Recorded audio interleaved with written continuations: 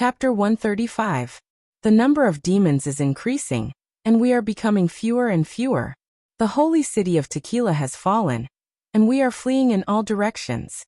Over the mountains, across the rivers, and as far as we can from the gates of hell. But next time, where can we escape to? What do you think? In the office, Roland closed the Book of Illusion and asked Scroll. If that knight didn't remember wrongly, this is an incredible coincidence. Scroll pondered for a moment. The contents of the treasure map matched the essays recorded in the ancient books, which can be said to prove that the church once built a city in the depths of the barbarian land to resist the demons. And the location marked on the map may be a defense tower, outpost, warehouse or other facilities they built. You mean, it's not the real treasure map? Of course, the church is not a bandit or pirate. They don't need to hide the treasure, and also leave a map for future generations. Roland nodded. That's right. So, this is actually a map? 9 out of 10. Although I don't know why the church didn't record the history of this period, I think there must be more than one ruin buried in the forest of the eastern region. Scroll analyzed. If the facility marked on the map is just a building on the ground, after hundreds of years, it will be difficult to find anything. But if it is accompanied by a basement or a storage warehouse, it is likely to be another underground ruin. Through it, we may be able to find some clues. What clues? Why does the church want to hide the existence of the demons? Why did they resist the demons but keep it a secret? She paused and her voice became a little lower. And, why do they want to hunt witches as demons? Roland didn't know how to comfort her, so he was silent for a moment, then slowly said, Unfortunately, I don't know whether his drawing is accurate or not. According to him, the original map is so neat that it doesn't look like it was drawn by hand. How about asking Nightingale to go to the knight's house? Not very appropriate, Roland rejected. A family that can pass a treasure map for hundreds of years may have a storage room full of God's stones of retaliation and traps. We'll talk about it later, he said, pointing out the length of the triangle. We can't reach it now anyhow. If the North Slope mountain foot is regarded as a mining area, then the location of the hexagram is at least 50 kilometers away from us, almost the distance between Border Town and Longsong Stronghold. Except for Lightning, who can arrive in one day, the others will have to walk for 2 to 3 days. What if we encounter demons on the way? I don't want anything to happen to you. You can first let Lightning explore this woodland from the air. Maybe she will find something, Scroll suggested. That's a feasible plan. Roland stood up. When she comes back, I'll tell her.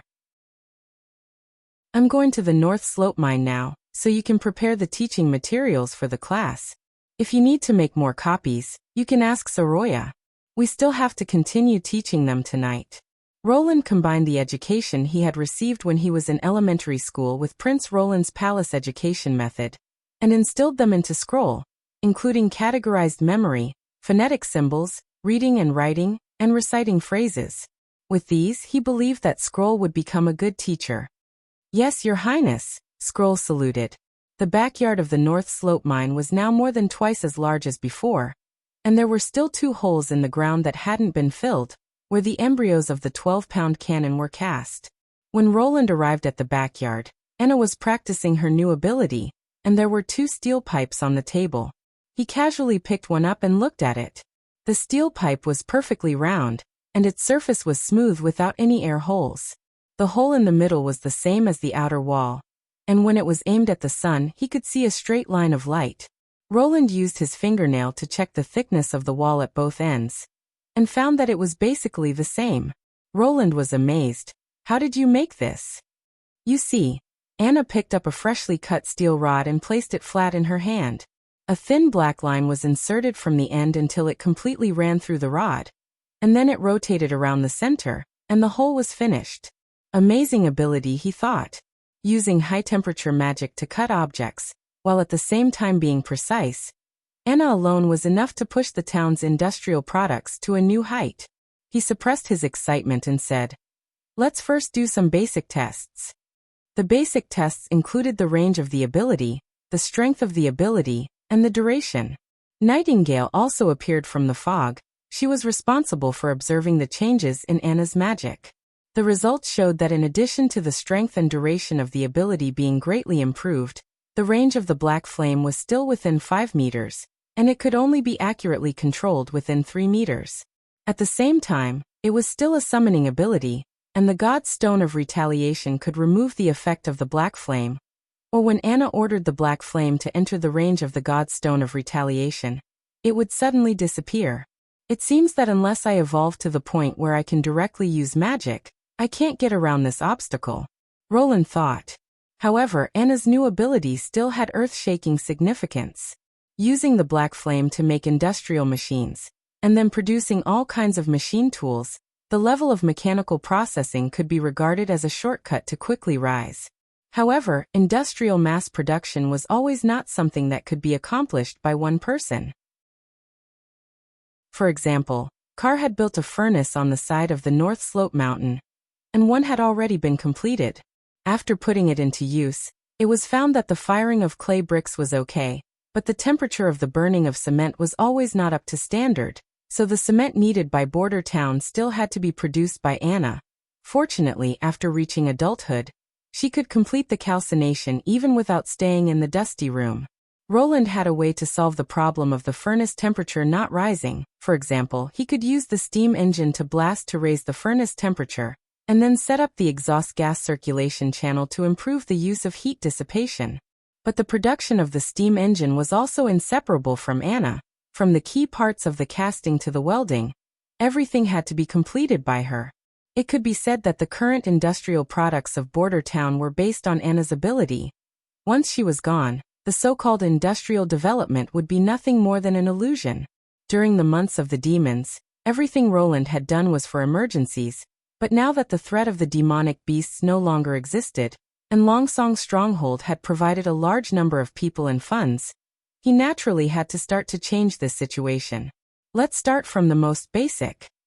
He asked Anna to cut out a 2-finger-wide, 1 millimeter thick piece of steel, and then picked out the previously set standard centimeter-long iron ruler, taking a small distance as the fixed length of the black line, and repeatedly arranging it until the 10 black lines were roughly the same length as the standard centimeter. Then he let the black line climb up the steel piece and burn out a vertical mark. Under the control of the black line, the distance between each vertical mark was almost exactly the same. Chapter 136. For the past half a month, the port of Clearwater had been like a festival. Even if he was standing on the balcony at the top of the Lord's Tower, Ryan could still feel the high atmosphere in the city. The goods and people that had been moved from Eagle City had greatly expanded the strength of the port city. The looters had also reaped a great harvest, and the slave market had also become lively. After going through a series of battles, the Black Sail Fleet not only didn't suffer many losses, but instead had added a large number of slaves to act as sailors, and were currently undergoing intense training at the port. In a few days, they would head to the fjords and begin their first plunder of the year. Her Majesty the Queen had also timely issued a slave development decree.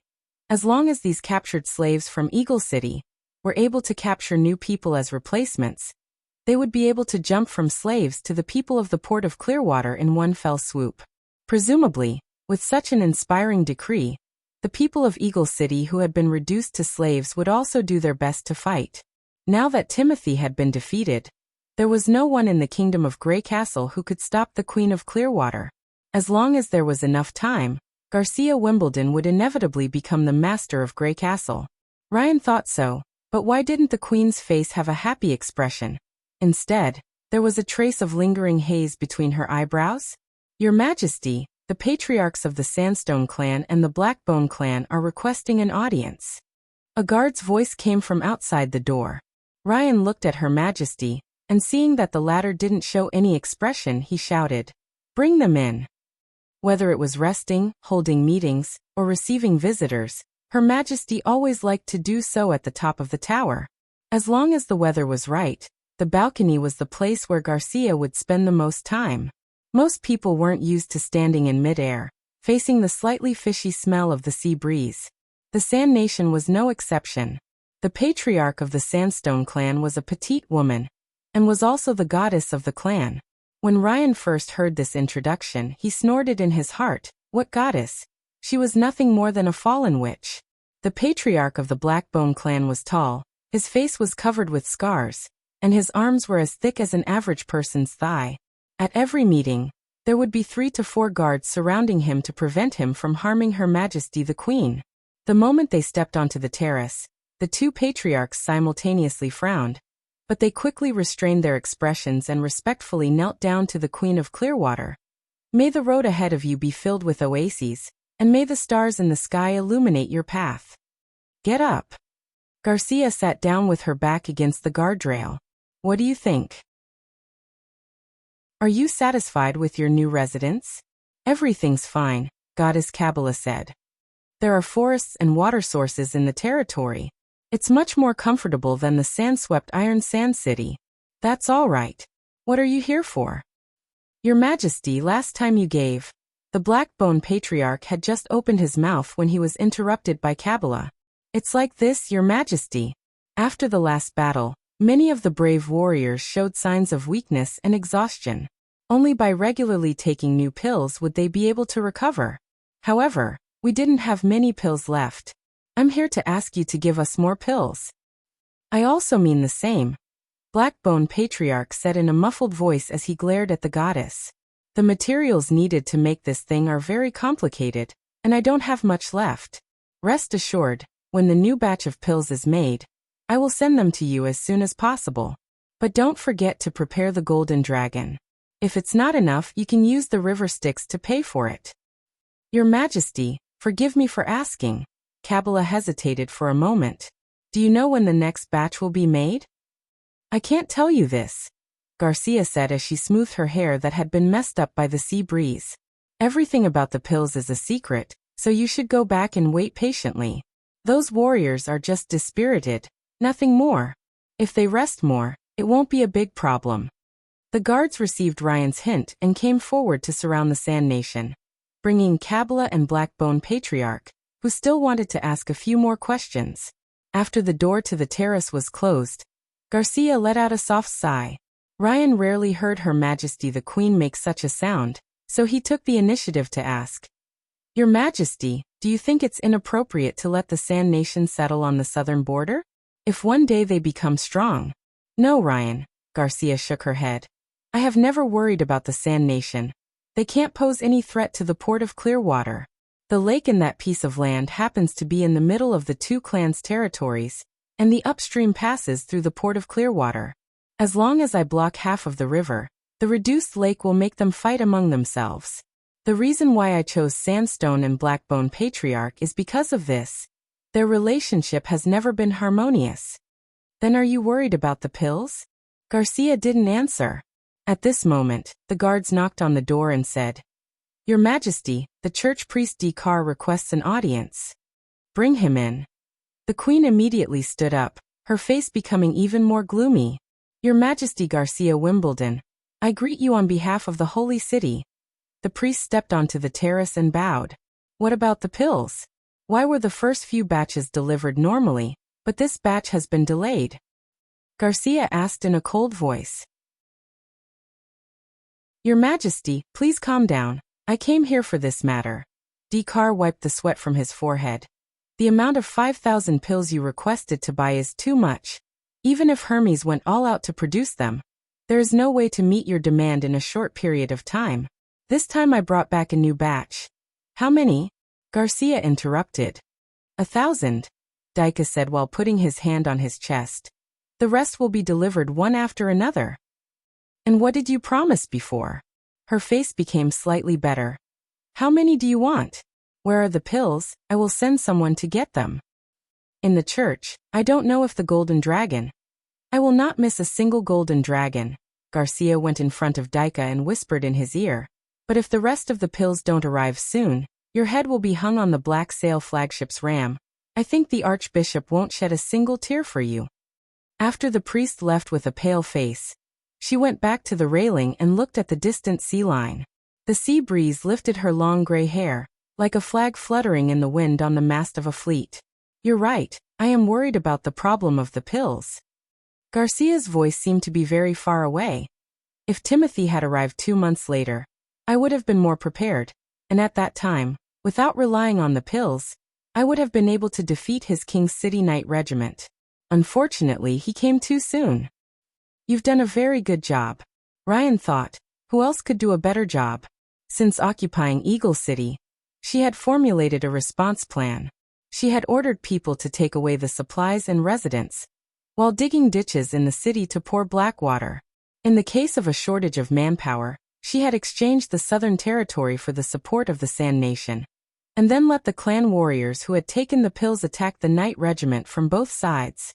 Her loyal supporters, in order to resist the last wave of overwhelming attacks, also did not hesitate to swallow the secret medicine.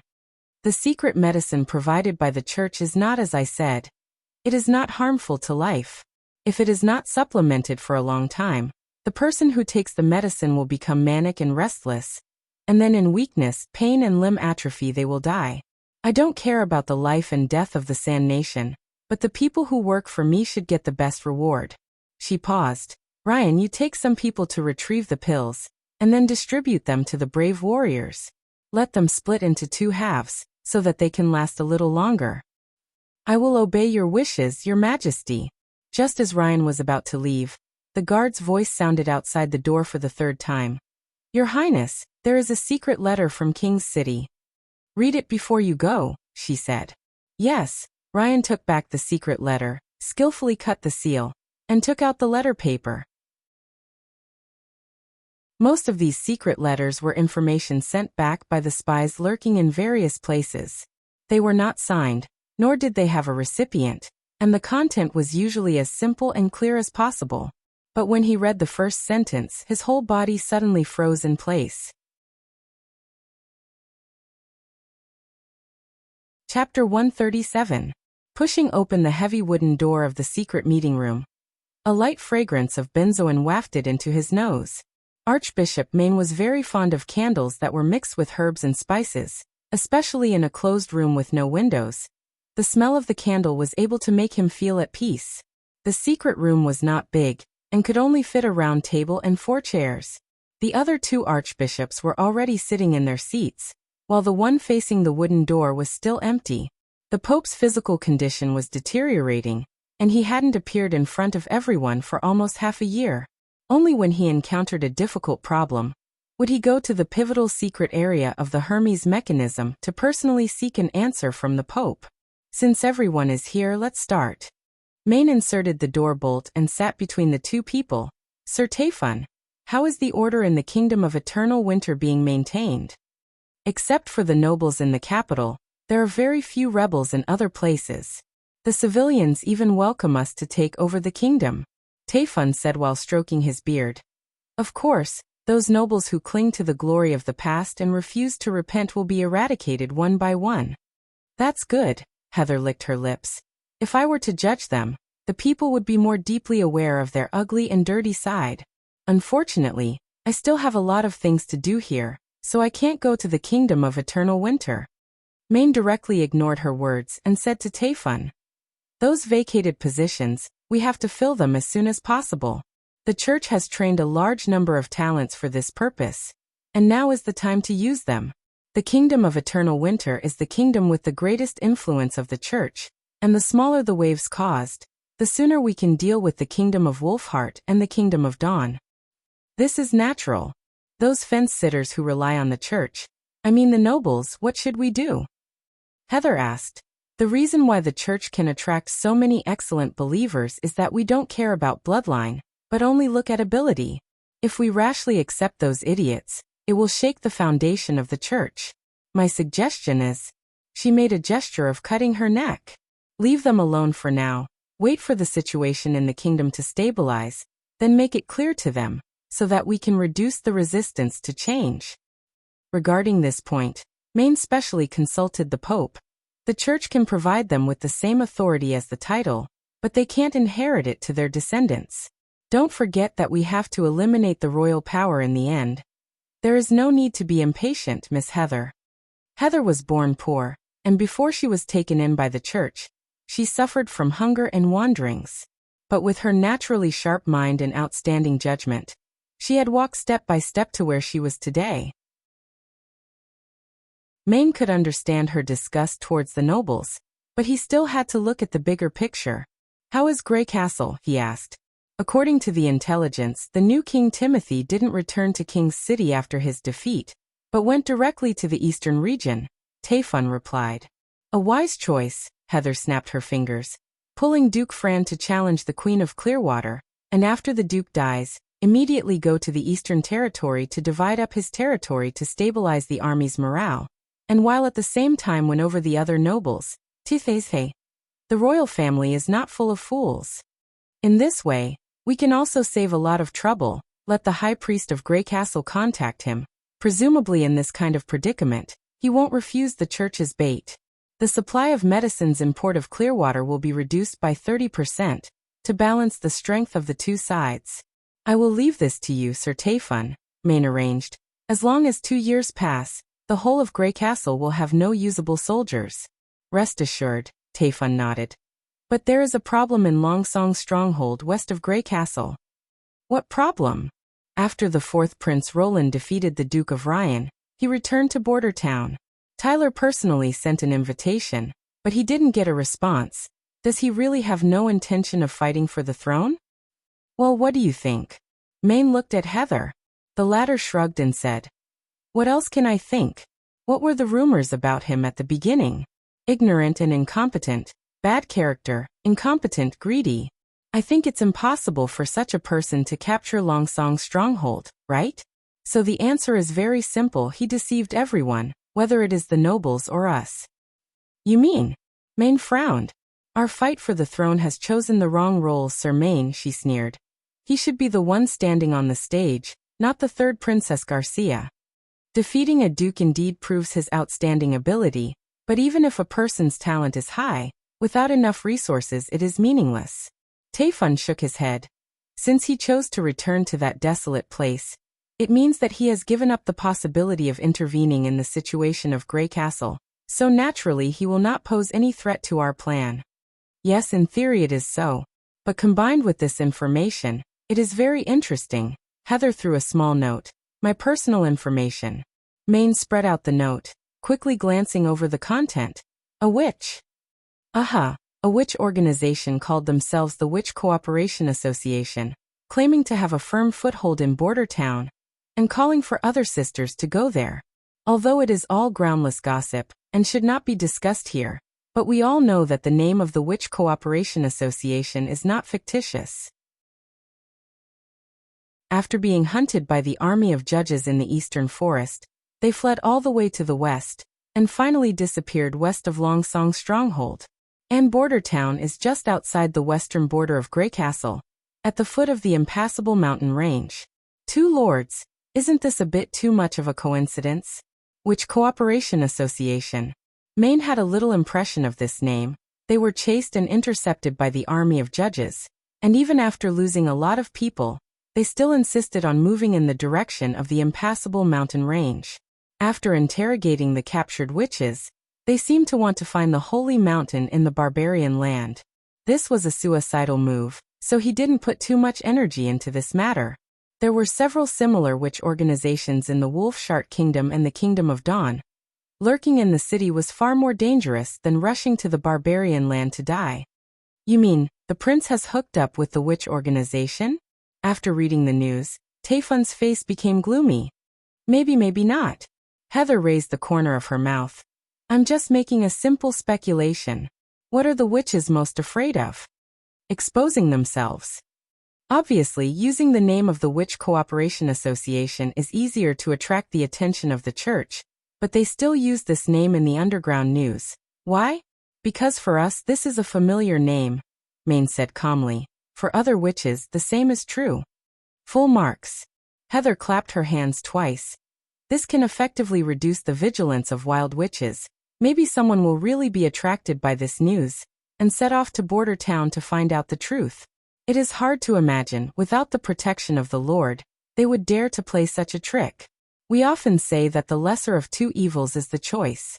Obviously, the other side already thinks that the consequences of not being able to recruit a witch are more serious than the consequences of being exposed. At this point her tone became gloomy. Why do I feel that we are being looked down upon? This is not a matter of being looked down upon, Taifun said angrily.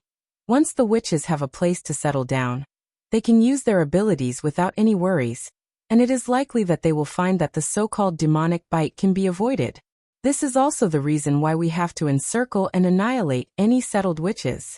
Only by forcing them to constantly hide, run, and go into exile can this secret be maintained. May knew that what the other side said was right. The witches themselves were not a threat to the church, but as a group, once they got rid of their evil identity, it would have a great impact on the church's propaganda, and even shake the foundation of the church's rule. He found himself in a dilemma. In the face of this kind of thing, a large number of judges should be dispatched to encircle and annihilate the witches, but Border Town was too far from Hermes, and the church's army was about to launch an attack on the Wolf Shark Kingdom, so it was difficult to spare manpower to annihilate this remote town. In addition, at this critical juncture, sending a large number of troops into Grey Castle was bound to arouse the vigilance of Grey Castle and the other two countries, which may affect the subsequent annexation plan.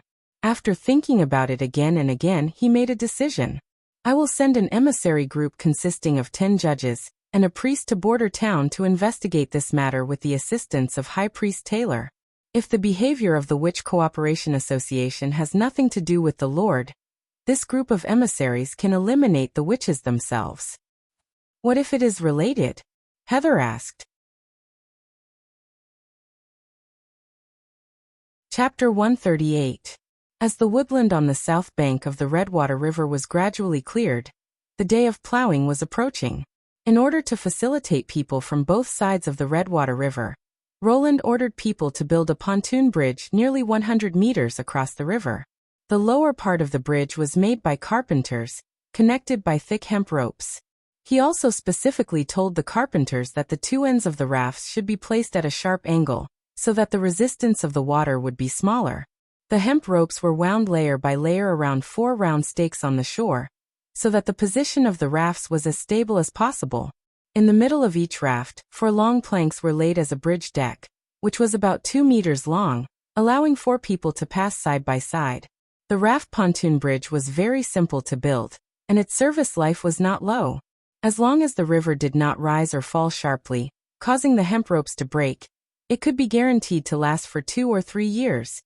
The trees in the concealing forest were of excellent quality. For example, the piers and pavements of Border Town's pier were processed from giant trees in the forest, and their service life was almost the same as that of Border Town. Although it creaked when walking on it, there was still no sign of it collapsing. Across the pontoon bridge to the west, the first piece of land to be reclaimed was Leaf's experimental field.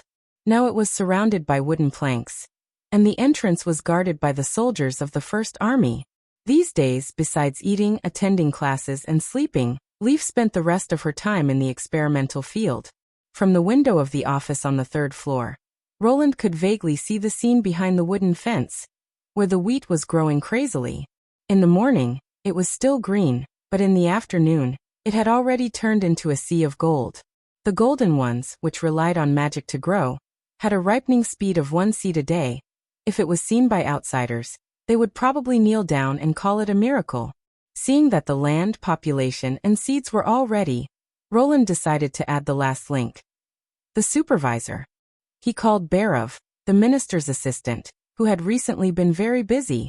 Your apprentices should be able to handle things on their own, right? Roland asked. I need to set up 2 new departments in the city hall. Your Highness, we don't have enough manpower. Barov said awkwardly. In the past, you would agree first, and then slowly discuss the details, but now you have learned to complain first. Roland criticized in his heart, but on the surface he was indifferent. How could it not be enough? Didn't I just give you a batch of knight? Roland's first round of inspection selected more than 50 knight who met the requirements and could read and write. There wasn't a need for so many teachers, so only the best of the best were selected. In the end, 9 knight were chosen to be primary teachers, and the rest were assigned to City Hall to start as apprentices. Your Highness, those people are slow, lazy, and slow to react. They even make a few mistakes when copying the information. They are not qualified to be apprentices. How to discipline them is your business. Roland knocked on the table. If they don't obey the arrangement, they will be directly sent to the North Slope mine. But I must establish these two departments. All right, Your Highness, you have the final say, Barav said helplessly. Roland said, the first one is the Ministry of Agriculture, which is responsible for supervising the planting and production of crops in the territory. Barav was stunned. Apparently it was the first time that he heard that City Hall even managed the farming. Your Highness, isn't this kind of thing for the serfs to deal with? How they plant and how they harvest has nothing to do with us, as long as we receive the full amount of taxes. That's why you. No, I mean in the past the crop harvest was so low. Roland picked up the cup and drank a mouthful of water to cover up his slip of the tongue. A responsible city hall should take care of the people's food and drink. Food and drink. Are you kidding? Of course not. The importance of food and drink is not to mention. If the people can't eat their fill, it would be a dereliction of duty of City Hall, as well as my dereliction of duty.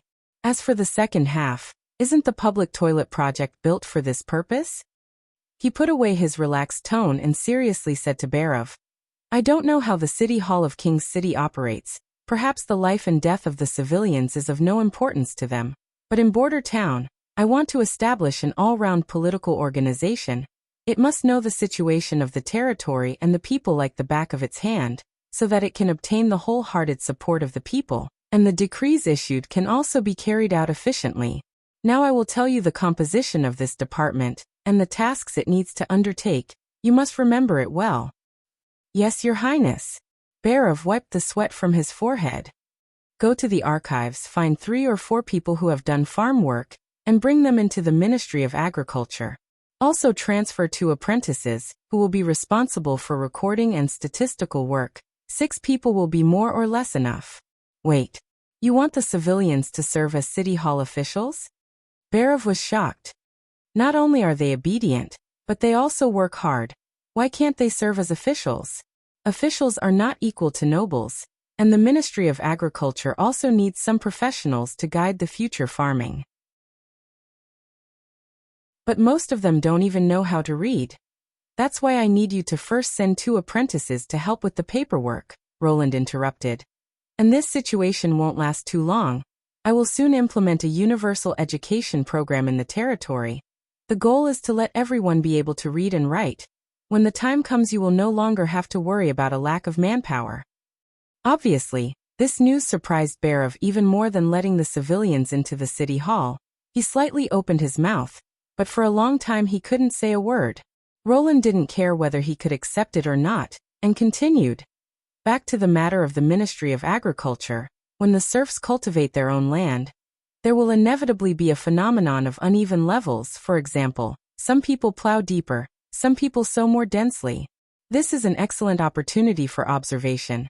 The 6 people from the Ministry of Agriculture need to number the divided fields, and record every step of the serfs' farming, the depth of the plow, the sowing interval and so on.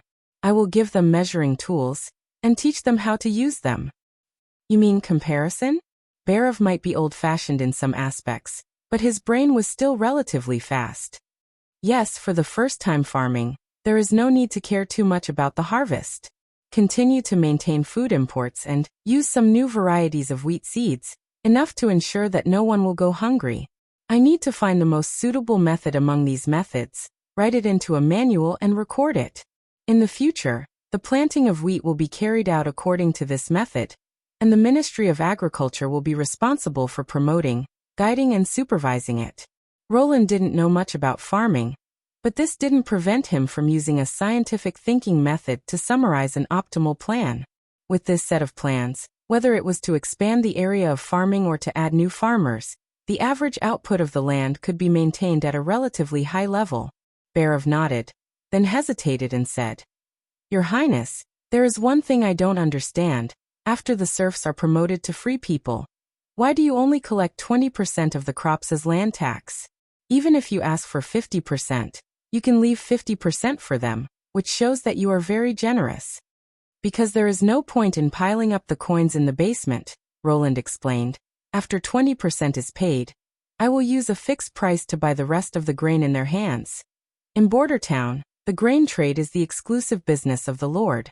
In this way, the castle will get food, and they will get paid. After a certain amount of savings, they will want to buy some things, such as cattle, iron farming tools, beef, cotton clothes, and good brick houses, which only I can provide. If the town's residents want to buy food, they can only buy it from the castle.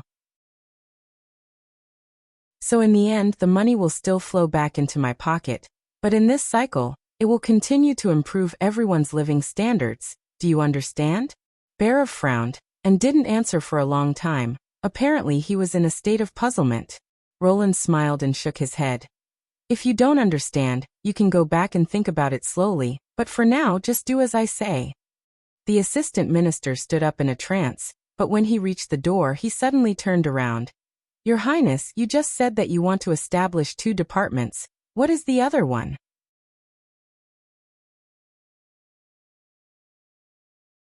Chapter 139. Barav returned to his city hall office and immediately closed the door. My God, he touched the god stone of retaliation on his chest. His Highness is really possessed by the devil. For this point he had some faint speculations, but now he was almost sure that the person he just talked to was not the 4th prince. It was understandable for a personality change or a strange behavior, but to suddenly understand something that he had never been exposed to and master knowledge that he had never heard of. Only in mythological biographies would such a thing happen, but in the legends, it was the gods who possessed mortals and led humans out of trouble. Since when did the devil like to do this? If Roland Wimbledon ran his territory like the king's city, although it was very difficult, Barav would not be surprised. It was said that the 4th prince was ignorant and incompetent, but his character could be disguised. Maybe there were people who secretly taught him how to govern a city, or even a country. But the ideas and plans that the prince proposed were unheard of by the assistant minister. He had been in the city hall for 20 years, and as a subordinate of the Minister of Finance, he was very familiar with the structure and operation of the city hall. The ministers were responsible for various functions, and except for reaching agreements in private, they usually did not give each other any face. After the king issued a decree, the ministers who received the order would hand it over to their subordinates. Each minister had their own forces, and their style of doing things was also different. For example, the Knight Steelheart, who was responsible for the defense of the Grey Castle King's city, controlled hundreds of patrols and mercenaries. He also had a lot of influence on the underground organizations in the city. When he was doing things, he would lead his men and horses on a rampage. Criminals who were targeted by him, even if they were nobles, would find it difficult to stay in the city. They either had to leave the king's city or wait to be put in prison. Not only the king's city, but other cities were also like this. So to become a lord or a subordinate of the king, one must first be a noble with a large business. If one did not have enough money to recruit subordinates, did they have to do everything by themselves? And the more people they had, the more they would be valued by the superiors. Because more people made things easier, this truth was understood by everyone. But the prince's approach completely subverted Barav's concept. Be it the ministers or the subordinates of the ministers, all of them were recruited and paid by the city hall.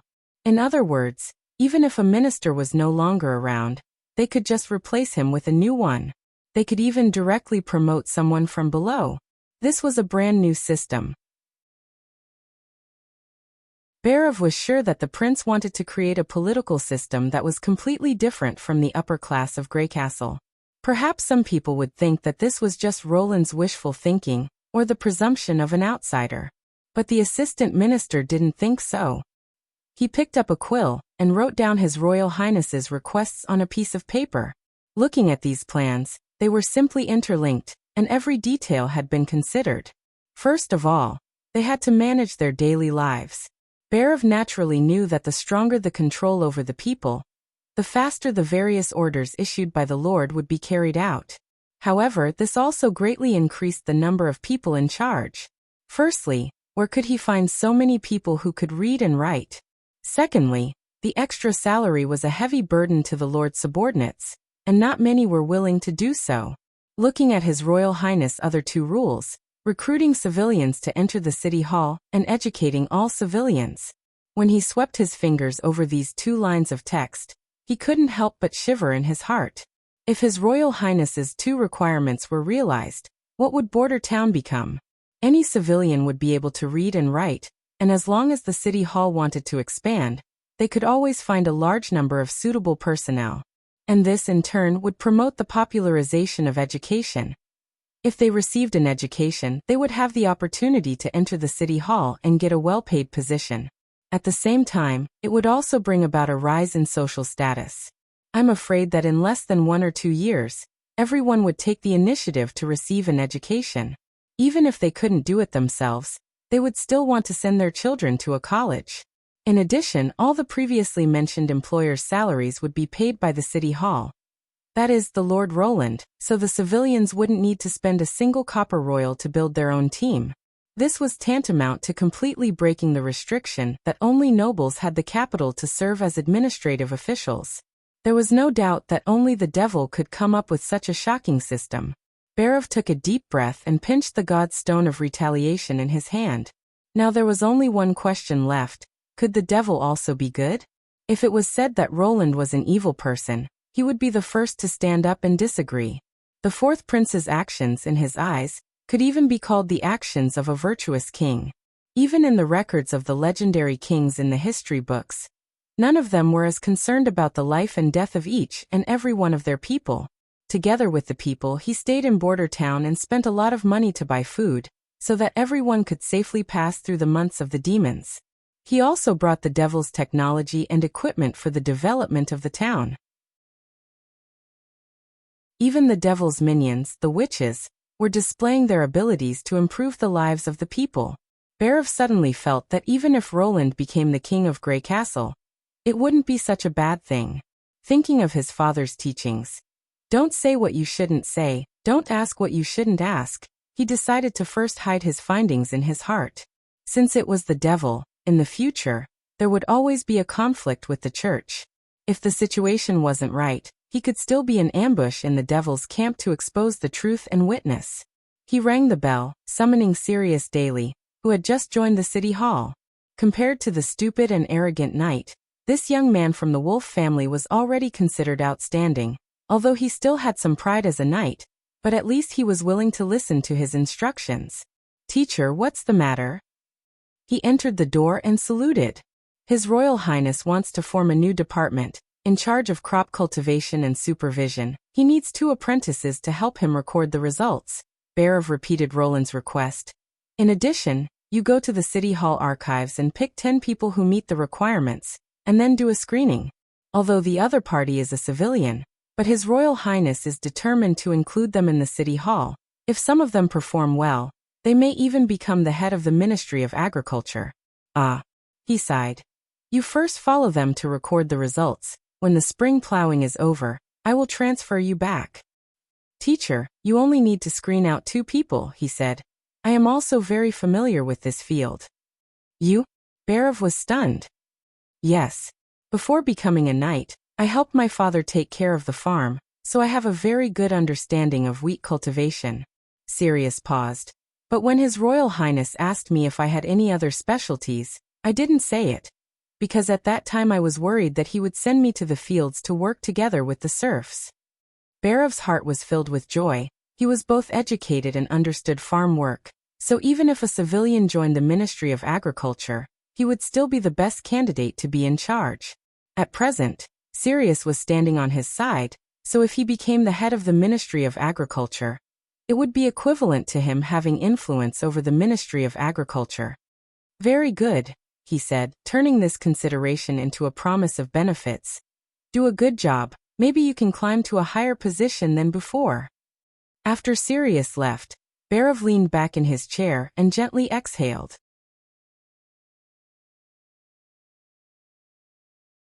Chapter 140. Shortly after the assistant minister left, the prince received a piece of good news. Sean, who had gone to the port of Clearwater to buy crop seeds, had come back. When Roland followed the messenger to the garden, he saw Sean and several other guards unloading bags from the back of their mounts. It had been almost a month since the day of his departure, and he looked a lot darker and thinner. Seeing the prince appear, Sean immediately stood up and raised his hand to salute. Roland quickly stepped forward and patted him on the shoulder. Good job. What kind of seeds did you bring back? Sean squatted down and untied the bags on the ground. Pearl rice, earth eggs, candy bars. The plants you described, I bought them all in the port of Clearwater. Indeed, most of them are produced in the fjords, but the port of Clearwater already has a lot of farmland growing these crops. Did you ask the merchants how to grow them? I did, but they couldn't tell me the specific method. They also said that if these plants left the Southern Territory, it would be very difficult to grow them in other places. Sean grabbed a handful of yellow grains from the bag and spread them in front of Roland. Your Highness, this is pearl rice. The merchants said that if I bought it together with the pearl sticks, it would be cheaper. But the pearl sticks are too heavy and inconvenient to carry, so I only bought a whole one, and the rest are peeled seeds. There was no doubt that the pearl rice was the corn he was familiar with. He excitedly picked up a corn grain and put it under the sun to look at it. The fruit was somewhat shriveled. It seemed that it had been stored for a whole winter. The yield of corn was naturally much higher than that of wheat, and it also had lower soil requirements. Coupled with leaf's transformation, it might soon replace wheat and become the main rations of Border Town. Sean untied another bag and took out a round brown crop. This is earth eggs. I ate them in the hotel in the port of Clearwater. They were cut into strips and soaked in a basin of water. They were very crispy and had a faint sweet taste. Seeing this familiar shape, Roland's heart was filled with emotion. This is clearly a potato. He used his fingers to dig away the muddy skin, revealing the dark yellow potato flesh inside. Compared with the potatoes in the future, the potatoes in this era were not big, and the color of the tubers was darker, and not every piece looked like an egg. He noticed that there were also long strips of potatoes like carrots in the bag. This thing tastes better when crushed and steamed into a paste. Your Highness, have you eaten before? Yes, I've eaten it at a banquet in the palace.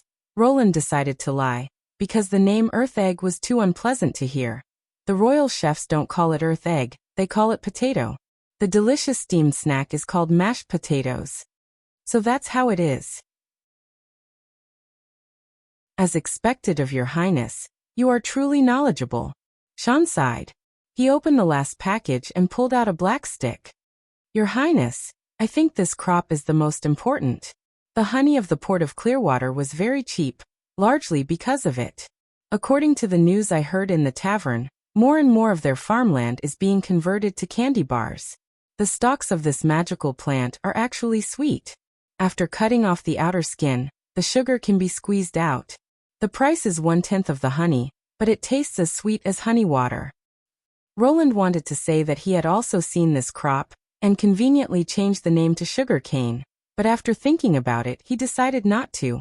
It wouldn't be too late to change the name when the people planted it. Sugar cane was the raw material for making cane sugar, and it could also be used to refine ethanol. It could be regarded as a crop that could greatly improve the happiness of the people. Think about it, the pancakes made from flour were insipid and tasteless, but if you sprinkled some white sugar and wrapped it, it could immediately improve the taste by several levels. Even a salty person like Roland would fall head over heels for it. Are there any other crop seeds? These are the ones from the port of Clearwater. He took out 5 or 6 small leather bags from his pocket and gave them to His Highness. You told me to bring back all the plant seeds that Grey Castle has but Border Town doesn't.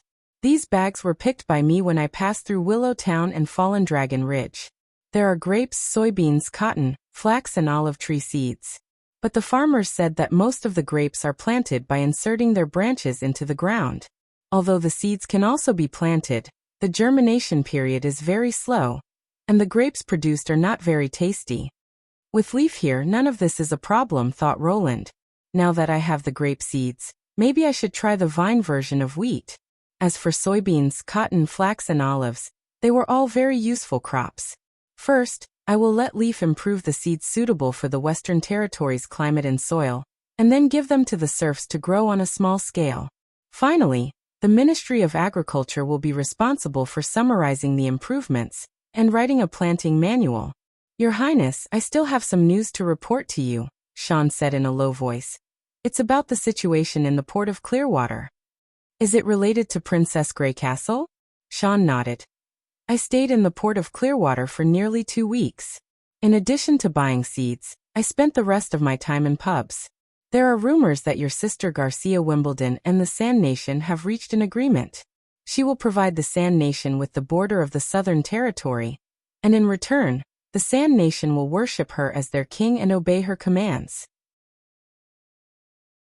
And during my time in the port, I did see a lot of Mahjins on the streets. The Mahjins of the southernmost region. Although border town doesn't care about one's origin, but bringing a large number of foreigners to settle in the kingdom's territory is another matter. It seems that in order to fight for the throne, Garcia is really unscrupulous, thought Roland. The Sand Nation is also divided into many factions, and it is impossible for all of them to listen to her instructions. Do you know which clans she is trying to win over? Sean shook his head. The Sand Nation is very wary of the people of Grey Castle. Even if I use the Golden Dragon, I can't buy more detailed information. But there is one thing that is very strange. The day before I planned to leave the port of Clearwater, Garcia returned from Eagle City. Everyone in the city was celebrating their queen's victory over the false King Timothy. But the next day there were 4 or 5 murders in the city, and one of the victims was torn into several pieces on the street. The port of Clearwater was then put under lockdown, so I had to stay there for 3 more days. The pubs were all closed, so everyone gathered in the hotel lobby to talk about this matter. Some people said it was the false king's revenge, while others said it was the Sand Nation's doing. One of the merchants from the fjord said that he had witnessed one of the murders with his own eyes. The perpetrator wasn't tall, and obviously wasn't a Sand Nation, but his strength and speed weren't something a normal person could have. The security team that heard the news was completely annihilated by him, and even though he was stabbed several times, and blood flowed all over the ground, he was still indifferent. It wasn't until more and more security team members arrived that they were able to kill him with their shields and spears.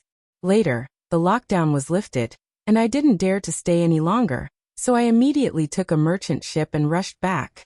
You did a good job, Roland thought for a moment. You don't have to return the Golden Dragon to the city hall after buying the seeds, just consider it your reward. Thank you for your reward, Your Highness. His strength and speed are far beyond that of an ordinary person, and he can ignore the pain caused by the knife wounds. It sounds like the church's pills. After the guard left, Nightingale's voice sounded in his ears.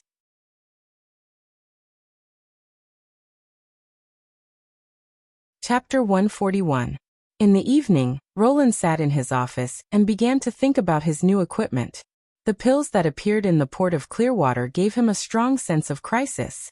Regardless of why the church wanted to support him and Garcia to compete for the throne, just thinking about the thousands of troops under Garcia's control made his scalp tingle.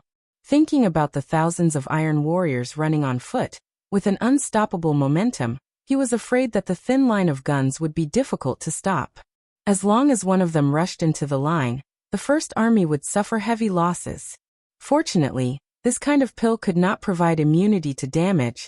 The user was still flesh and blood. He needed a weapon with a higher rate of fire and accuracy, so that he could continuously fire from a longer distance. Without mercury fulminate as a primer, Roland had to find a way to bypass this hurdle, and first produce a batch of replacement equipment to deal with the possible outbreak of a crisis. But Anna's new ability gave him great confidence. Now as long as he could draw the design, Anna could accurately process it, and the efficiency was amazing. Compared to the previous time when she relied on a blacksmith's hammer to forge flintlock parts, she could now stack several plates together and cut them into shape at the same time. Universal education and unified weights and measures were preparation for large-scale industrial production, but it did not mean that she would not take shortcuts. Anna's new ability was simply a treasure, with endless potential to be unearthed. Roland now went to the North Slope Mountain every afternoon to study the use of the black fire with her. If he really had no time, he would let her practice her control ability, carving some gadgets, such as a witch figurine. Although at present her skill in carving figurines was still very immature, but Roland believed that one day, his bookcase would be filled with all kinds of witch figurines, probably. He picked up a steel ruler and pressed it on the parchment. Then he heard a knock on the door. If the guards did not inform him, then it was most likely a witch. But at the moment, most of the witches were in the living room on the first floor with Scroll, learning how to recognize words and arithmetic, so there was only one witch who did not need to participate in the basic teaching. "Come in."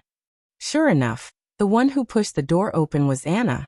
She gently closed the door and walked to Roland's desk, holding a gold-rimmed book in her arms. The fact that Anna was able to borrow the Book of Illusion, which she could only conjure once a day, before the start of class proved that even though Anna didn't like to talk much, she was surprisingly popular among the witches.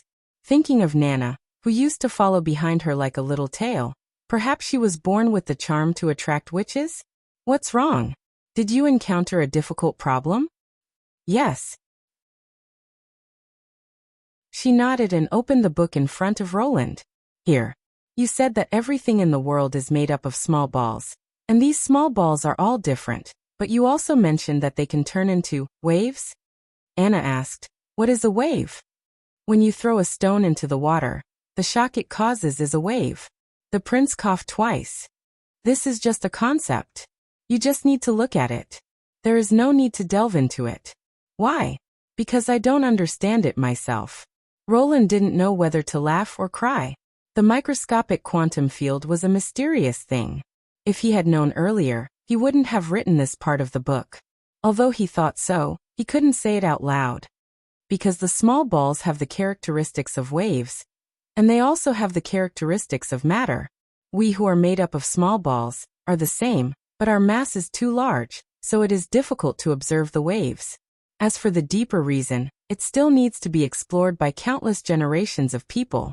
He thought for a moment, then added, because this phenomenon has a considerable conflict with common sense, it is very difficult to understand, just like in a three-dimensional world. It is difficult for us to imagine a four-dimensional space. You don't need to take it to heart. Anna curled her lips, seemingly not satisfied with Roland's explanation, but she quickly asked, what is a four-dimensional space? When she stopped asking, the prince's mouth was already dry. He really underestimated Anna's desire for knowledge. If this went on, he would have nothing to teach her. Especially when Roland asked her about her progress in mathematics. She replied with a relaxed face, that's much simpler.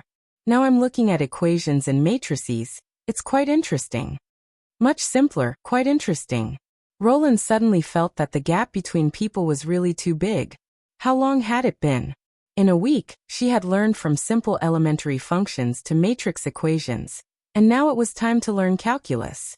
In school, Anna would definitely be a daunting top student. Also, she was a very beautiful top student. Roland looked at the woman who was looking down at the book, and for a moment he was lost in thought.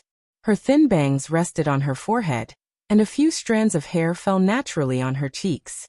He couldn't help but stretch out his index finger, pull up the ends of her hair, and gently put it behind her ear. She turned her head and looked at Roland, with a smile in her eyes. The lake blue pupils were no longer as calm as still water, but ripples. They looked at each other at such a close distance until Anna opened her mouth and said something.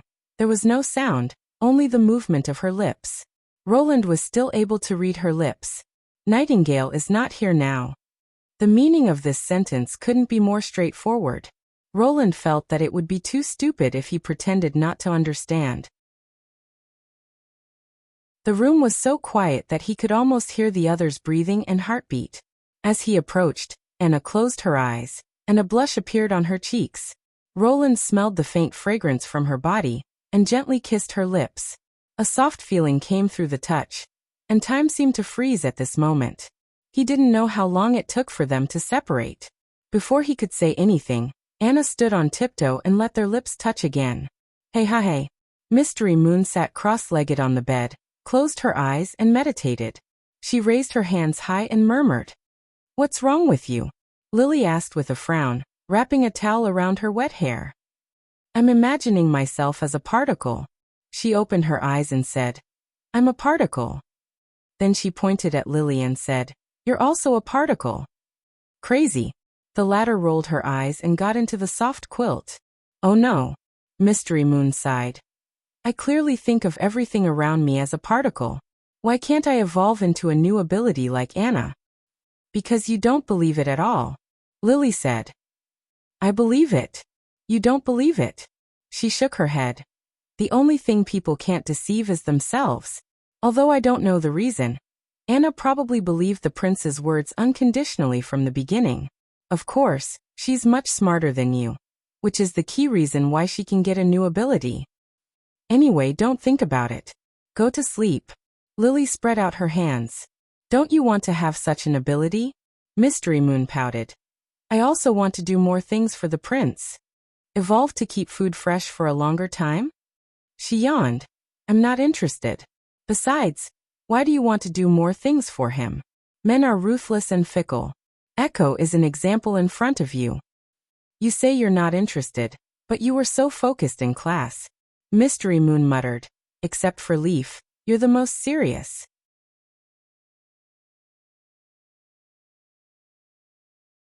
Chapter 142.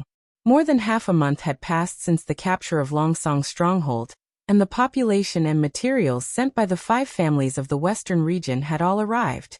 After the establishment of the Ministry of Agriculture, the New Year's spring plowing finally began, which was also the first step for Roland to explore farming techniques. The serfs saw the dawn of being promoted to free people, so they worked in full swing. On the south bank of the Redwater River, the scene of a supervisor whipping the serfs to urge them to work had basically disappeared. Some serfs found that even if they were lazy, there was no one to control them. According to the city hall officials who used strange tools to measure the fields, the Lord didn't care about the harvest of 1 or 2 fields. In the future, the serfs would be farming for themselves, and the more they farmed, the more they would get. It was not because the quality of the officials of the Ministry of Agriculture was so good that they had completely understood the principle of distribution according to work, but because Roland asked them to constantly repeat these contents to the serfs. In order to strengthen the effect of indoctrination, as well as to satisfy the prince's own feelings, the banks of the Redwater River were also filled with red flags and banners, on which were written slogans such as "Labor is the only way to get rich," "Labor is glorious," "Labor leads to freedom," "Labor changes fate," and so on. Of course, these measures were not without objections. For example, Barov was the first to stand up and oppose. Your Highness, it is meaningless to do this. The majority of serfs are illiterate. They do not care what is written on the banners. These people are stupid and ignorant. Sometimes even a whip does not work, let alone some seemingly inexplicable words. And Roland's answer was also very simple. Those banners are not for them to see. Then why do you still do these things? At that time, the expression of the assistant minister seemed to be quite confused.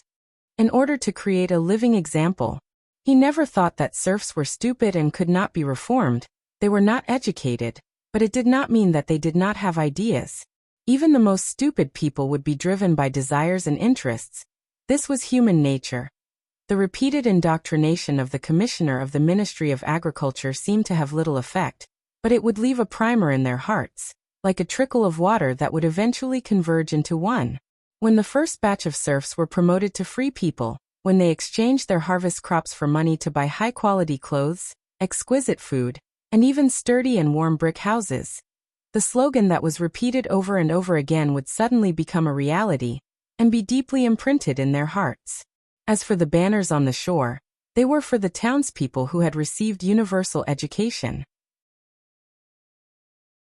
Relying on their own hands to get rid of poverty, and become an official member of border town, they might even surpass themselves as natives.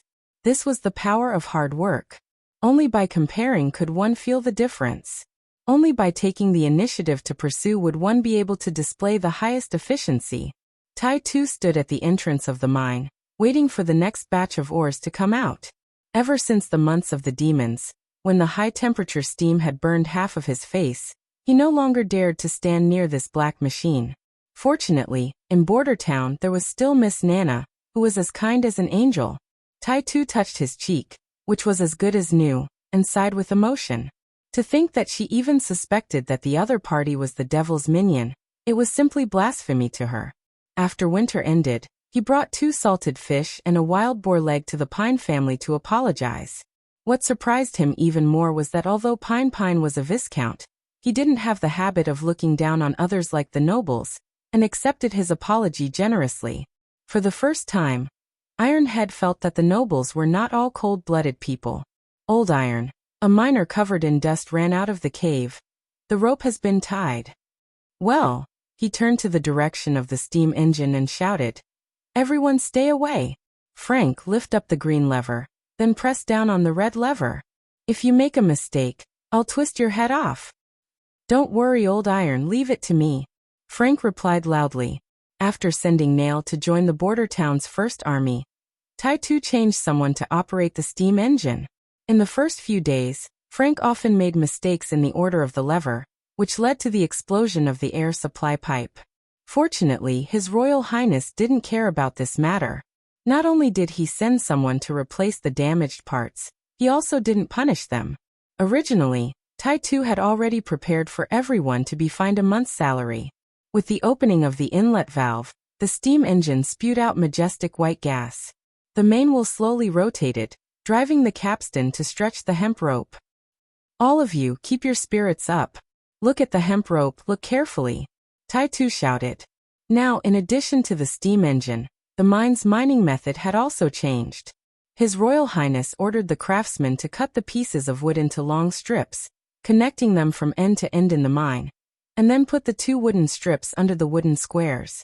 At first glance, it looked like a lot of wooden lattices. His Royal Highness called it the Wooden Rail Transport System, which was a very tongue-twisting name. It didn't seem complicated, but with a special mining cart, hey, that was really nimble. Usually it would take 3 or 4 days to transport the ore, but with several mining carts connected together, the steam engine could drag it all out in one breath. Tai-Tu had specifically observed this kind of 4-wheeled trailer running on the wooden rails. Its whole body was made of iron, which alone was worth a lot of money. The reason it could move on the narrow wooden rails without falling was because of its wheels. The inside of each small iron wheel had a circle of enlarged wheel flange, which firmly confined the mining cart to the wooden rails. On top of the wheels was placed a square iron basin, which had a groove at the front and back, so that it could be strung together with hemp rope. He couldn't help but admire His Royal Highness's intelligence. With such a simple design, it actually made transporting ore so easy. But before that, the most time-consuming and laborious task was to drag the dead ore out of the mine. However, this system was not perfect.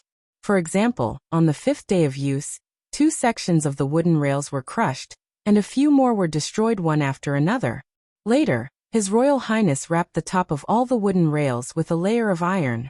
In addition, there was also a hemp rope accident in the mine. Iron Axe still had a lingering fear when he thought about it.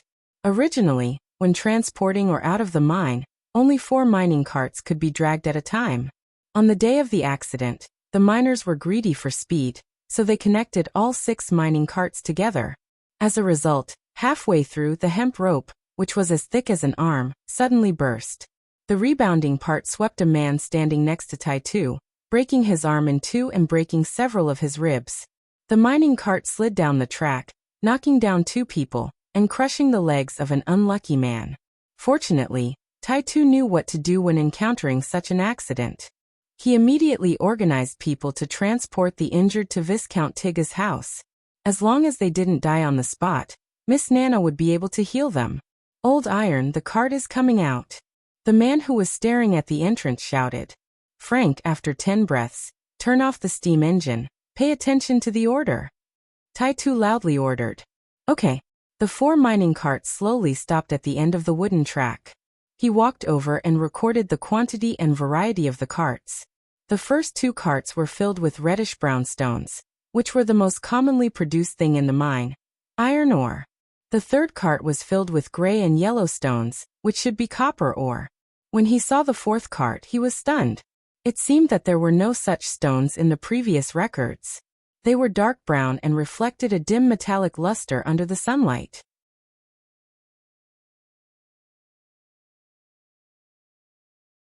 Chapter 143. The sailboat from Longsong's stronghold slowly docked at the pier of Border Town. After the gangplank was lowered, the people on the boat, carrying all kinds of luggage, walked down the pier.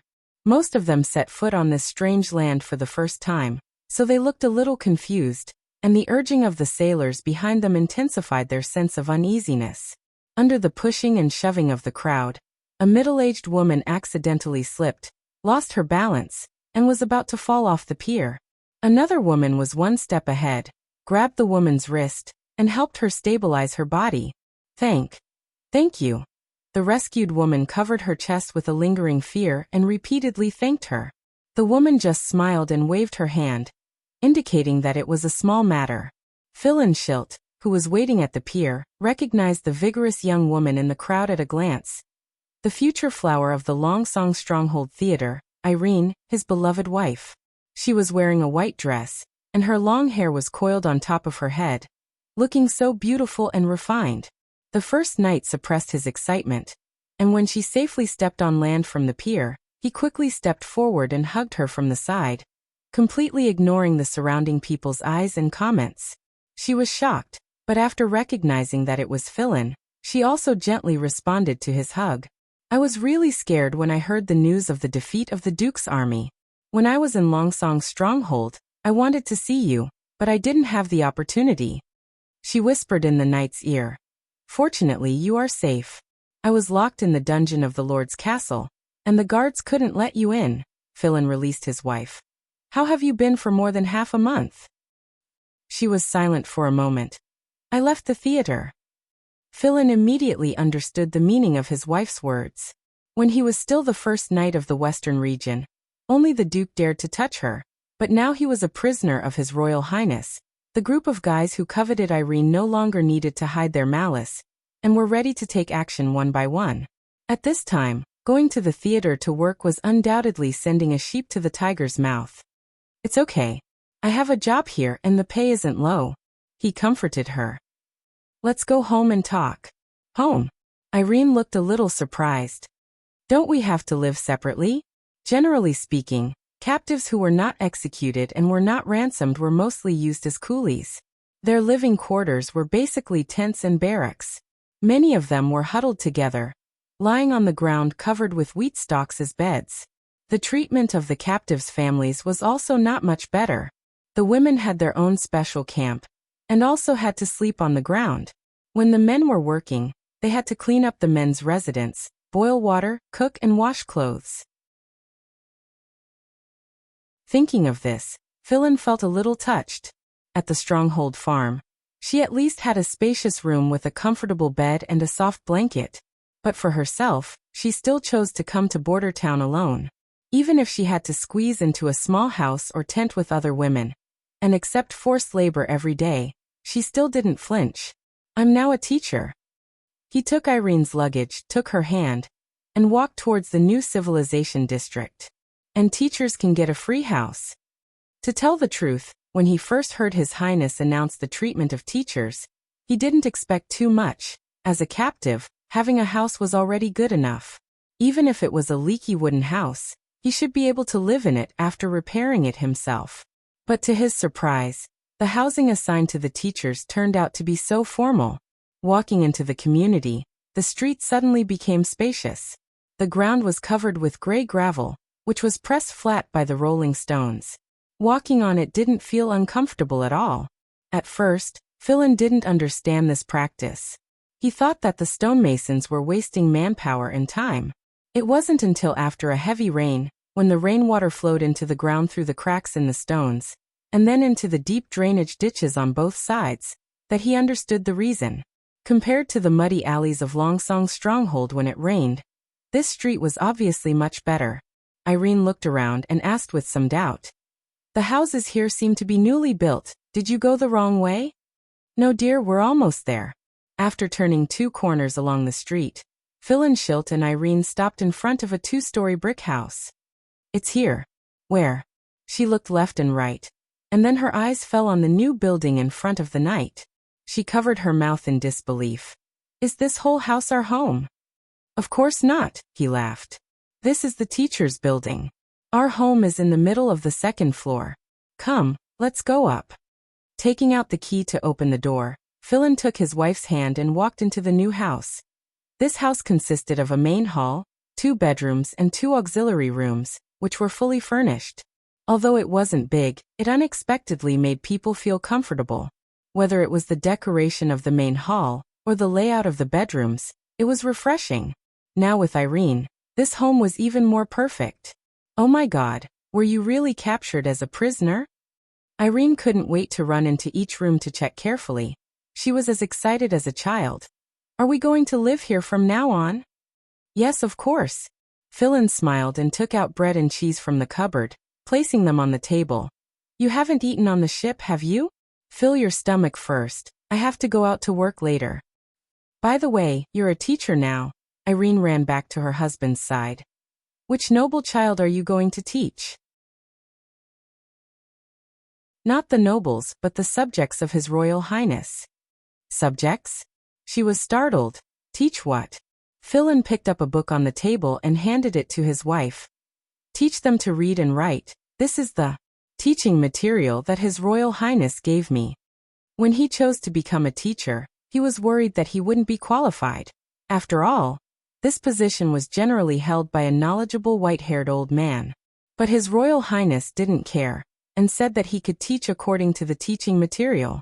When he saw this so-called teaching material, he realized that teaching people to read and write could also be detailed to such a degree. From the teaching method to the course content, everything was written on it. The first page also listed more than 10 common questions and answers for novice teachers, such as how to become an excellent teacher, how to attract students' interest in learning, how to test the teaching effect.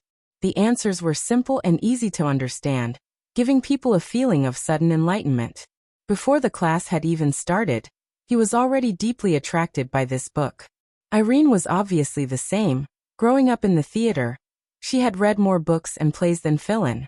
The knight once sighed, with his wife's appearance and intelligence, if she was born into a noble family, she would definitely become an outstanding woman known throughout the Western Territory. After turning a few pages, Irene suddenly looked up and asked, You said before, the teacher's salary is not bad? 20 silver royals a month. And every year it will increase by 5. There is no theater here, right?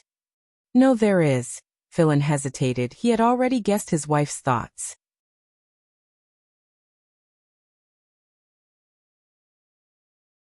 Chapter 144.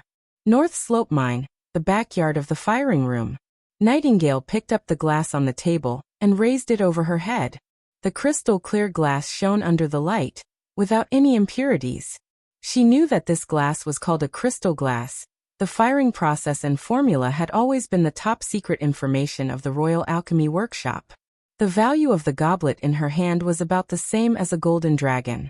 Crystal glassware with exquisite silver tableware had always been a favorite of the great nobles and wealthy merchants to show off their wealth. But now, these crystal containers brought from the palace would soon be turned into raw materials for smelting. Your Highness, you're not burning a glass, you're burning a golden dragon.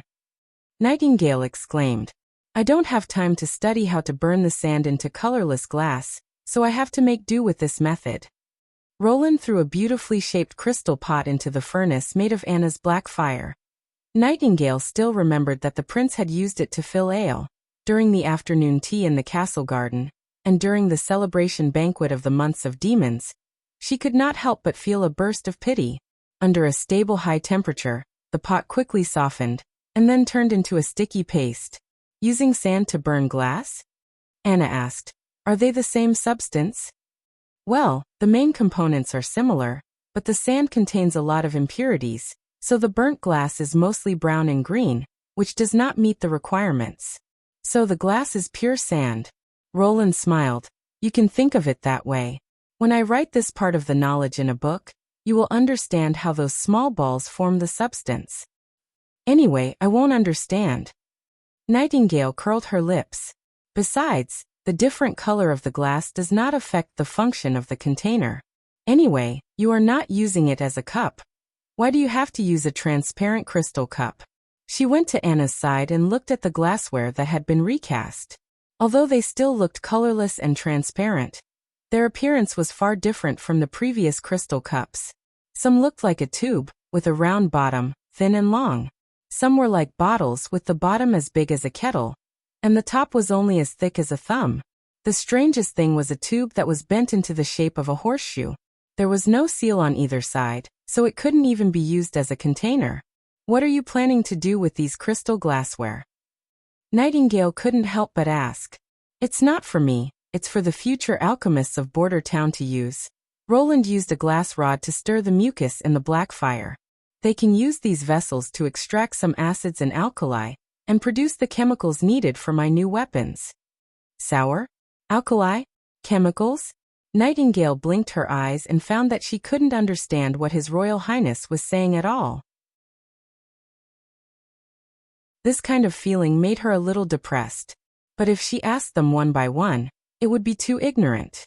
She didn't want to expose this side of her in front of Anna, so she could only focus on the only nouns that she could understand. How could there be an alchemist in this town?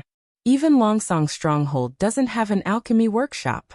You can only find an alchemist in Redwater City, and I heard that their salary is higher than that of a lord's minister. It's very difficult to recruit them by relying on the Golden Dragon. You really know a lot, Roland responded with a smile. That's right. The people I sent are already on their way to Redwater City, and they'll get the news in about 2 weeks. But I'm not using the Golden Dragon to recruit them, but some alchemy secrets. As for whether I can recruit them or not, I'm not sure, but I have to try. The first half of His Royal Highness's praise immediately dispelled Nightingale's depression. She returned to the center of the courtyard with satisfaction, picked up a pastry placed on the round table, and stuffed it into her mouth. Since Roland changed the main experimental site from the castle's backyard to the firing room in North Slope Mountain, the afternoon tea had also been moved here. On the round table were the palace snacks that His Royal Highness had asked the chef to make. For example, this pastry called steamed bun. The outer skin was made of wheat flour, and she didn't know how it was processed, but it was very soft. It was also wrapped with a ball of minced meat, which contained juice. It wasn't like bacon, which was hard and difficult to swallow. As long as she bit down, the minced meat would blend with the gravy. Nightingale put her fingers into her mouth and sucked them one by one, then leaned back on the recliner, feeling a little sleepy. It seemed that she was getting lazier and lazier recently. The afternoon sun shone on her body, and the warmth slowly surrounded her like water. The rustling of the leaves in the spring wind made her feel very peaceful. She took off her shoes, curled up her legs, and lay on her side. From this point of view, she could see the side door leading to the gunpowder production room in the backyard. There was also a gauze curtain hanging over the door, which was probably used by His Royal Highness to prevent her from sneaking in. Thinking of this, Nightingale felt a little funny. Whether it was the wall of the courtyard or the outer wall of the production room, for her, they were all flat ground that she could freely walk through. She had also entered this mysterious room, and when His Royal Highness explained the production method, she quietly listened to him, but she didn't take away the finished gunpowder. But the other side thought that he had done it secretly, and didn't know that he was the one who was kept in the dark. Nightingale moved her head and looked at Anna. Anna was holding a freshly fired flat-bottomed cup, and was talking with His Royal Highness, looking very serious and focused. For this talented woman who came from a common family, Nightingale's heart was full of admiration. The reason why the Sisters of the Witch Cooperation Association were able to get rid of the fate of being homeless and miserable, and free from the torture of the magic bite, was to a large extent because of Anna. If she hadn't changed the prince's view of witches, all the subsequent twists wouldn't have happened. If His Royal Highness really wanted to marry a witch as his wife, then Anna was almost the only candidate she could think of. Although there was a trace of expectation in her heart, Nightingale chose to bury it deep in the bottom of her heart. Most of the time, just staying by His Royal Highness' side made her very satisfied. She closed her eyes, and her mind couldn't help but come up with a picture. Roland was enthroned in the palace hall, wearing a golden crown and holding a jeweled scepter, walking towards the castle balcony, accepting the admiration and cheers of the people. At his side, a woman wearing a white satin dress walked hand in hand. It was Anna. Her head was also wearing a glittering golden crown, covered with a veil, smiling and waving to the people. Lightning hovered in the air, sprinkling bright red rose petals, and in the distance, a melodious bell came from the king's city clock tower. She and her other sisters stood on the side, applauding and sending their blessings. An increasingly strong feeling of sleepiness spread throughout her body, and her consciousness gradually became hazy. Roland turned around, opened the woman's veil, and lowered his head to kiss her lips. The final scene became very blurred, and as the veil fell, Nightingale vaguely saw that the woman with closed eyes was herself.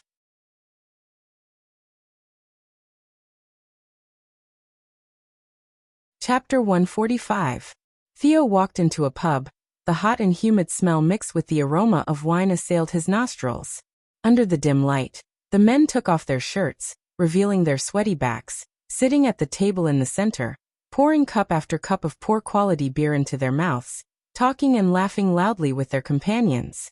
Maids wearing revealing clothes were interspersed between the tables, filling the glasses of the guests. He looked around a little and found his target. A small man sitting in an inconspicuous corner, with a withered wild rose in front of him. Theo went to the bar and ordered a glass of beer first. He slowly savored the bitter taste, and at the same time, he looked around to see if anyone was secretly watching this short man. The result was very satisfactory. Although there were occasionally people looking at the corner, most of them were unintentional. Only one person sitting at the big table in the center, under the cover of a glass, would observe the movements in the corner. One person to contact, one person to look after. This was the usual behavior of the black street rats, which was consistent with Theo's understanding. "Another glass," he shouted to the bartender. "Ice." "Sir, the price of ice beer is doubled," the bartender reminded him. Theo threw a silver royal. The colder the better. Holding a glass of white mist, he went to the opposite side of the small man and poured the beer on the wild rose at the table. The cold wine flowed along the curled petals. The other side looked up with an impatient face. "You don't want to drink the wine, instead you pour it on the table, are you crazy?" To Rose, Theo smiled and sat down opposite him. "I've been looking for you for a long time." "That only proves that you're not looking for the right person," he said snappily. "Since you're a customer, say, what do you want from me? Asking for clues, stealing, redeeming lost property, or selling stolen goods?" "None of them. I hope you can help me spread a rumor." "This is not within the scope of Rose's business," he shook his head. No, as long as the Golden Dragon can pay, you will be interested," Theo said, shaking his finger. "I'm not a layman, young man. Sometimes, in order to make the prey take the bait, and rumors are the best bait. Without evidence, there is no way to catch them. It's much safer than stealing."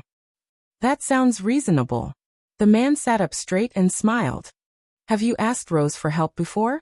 "I've asked someone from the same trade as you, a small place. Their names aren't as elegant as yours, and there aren't many things they can do. If the scope of business is too small, it will be very difficult to find a suitable business. It's Silver City after all. The competition is really fierce." He picked up the wild rose and shook it, then put it in his pocket. "Tell me, what kind of rumors do you want to spread?" "It's about the witches," Theo smiled. "An organization called the Witch Cooperation Association has found the Holy Mountain in the Western Territory, and has gotten rid of the suffering of the demon's bite, obtaining eternal peace." "Bro, this news is really..." The short man smacked his lips. "Really old-fashioned. Although I rarely teach my customers how to deceive others, your rumor should at least be a little more believable. Let me guess, if you don't want to kidnap witches, then you want to kill the church. If it's the latter, you will only wait for the army of judges to send you to the gallows, so I think it should be the former." He showed a wretched smile. "Unfortunately, as far as I know, most of the people who want to catch witches and sell them for money are dead. Although they all carry a god stone of retaliation, those women are not idiots. Why is it not credible?" Theo asked curiously. "An organization formed by witches is simply like the moon in the night sky. If it is true, the church will certainly flock to it. If I were a witch, I would naturally not go to that kind of place, and if it is false, then there is no need for me to go there. As for getting rid of the demon's bite, bro, are you serious? Witches are the incarnation of the devil, such a big lie. I'm afraid they will scoff at it. Then spread it according to this statement," Theo said without taking it seriously. "The customer has the final say," the short man shrugged. "In any case, I already reminded you. The cost is 20 golden dragon stones." "Paid in one go?" "That's right. Rose does not take a deposit, nor does she collect the balance." He spread his hands and said, "The transaction is entirely voluntary." Theo sighed, took out a leather bag from his pocket, and poured 19 golden dragon stones on the table. He also grabbed a fingernail-sized silver wolf from his waist bag, counted out 100 of them, and pushed them in front of the short man. The latter only needed to identify the authenticity of the golden dragon stones, and then swept them all into the cloth bag. With the money in hand, the short man's expression relaxed a lot. Rose promised to do very few things. Didn't I tell you before? The competition in Silver City is very fierce. If we deceive our customers, our reputation will also decline. If you are not in a hurry to go back to the western region and wait for the fish to take the bait, you can stay here for a few more days, and before long, you will hear the news spread everywhere. Will it also reach the ears of the witches? Of course, but whether they are willing to go or not is another matter. In short, I wish you success. If you catch one and sell it to the church, you will be able to earn back your capital. And if you sell it to the nobles, you can earn even more. Of course, if you can't find a way to get rid of it, and are afraid of being discovered by the church, you can come to us. We will only charge you 10% of the referral fee. The short man snapped his fingers, took the cloth bag and left. After a while, the big man who was responsible for taking care of them also got up and left. After waiting for about a quarter of an hour, Theo drank the rest of the wine in his glass, burped, and walked out of the tavern. In this way, the task given to me by His Highness Roland has been completed, he thought. Fallen Dragon Ridge, Redwater City and Silver City. He went all over, found the local black street rats, and spread the news. Every city had a group that mingled in the dark corners, and even with the tacit consent of the Lord, they would form an orderly and hidden organization. Even Grey Castle King's City was no exception. What they could do was far more than what they openly said. As for the specific extent, it mainly depended on the number of Golden Dragon customers. The only difficulty in this matter was to establish a connection with the rats. He had to say, as an outsider, it was quite difficult to gain the trust of the other party. Just the secret words he had to say had cost him no less than 5 Golden Dragon coins. Theo sighed in his heart. If he hadn't had a similar experience in King's City, he was afraid that he wouldn't have been able to leave Fallen Dragon Ridge. On the way back to the hotel, he noticed a trace of a strange atmosphere. He was being followed. Although the other party was very covert, as a professional guard, Theo was still aware of the other party's existence. He took out the dagger from his waist and turned into an alley on the side. Is it Rose? When he was paying, he deliberately turned the money bag upside down and poured out 19 Golden Dragon coins, in order to avoid attracting covetous eyes. Generally speaking, hundreds of silver royals would not make them do something like robbing customers. With his back against the wall, he counted the approaching footsteps. When the other party was about to pass through the alley, he fiercely rushed out, and in the blink of an eye, the dagger was pressed against the other party's neck. "Don't move," Theo shouted in a low voice. He didn't expect that the other party would suddenly turn into a cloud of mist and disappear.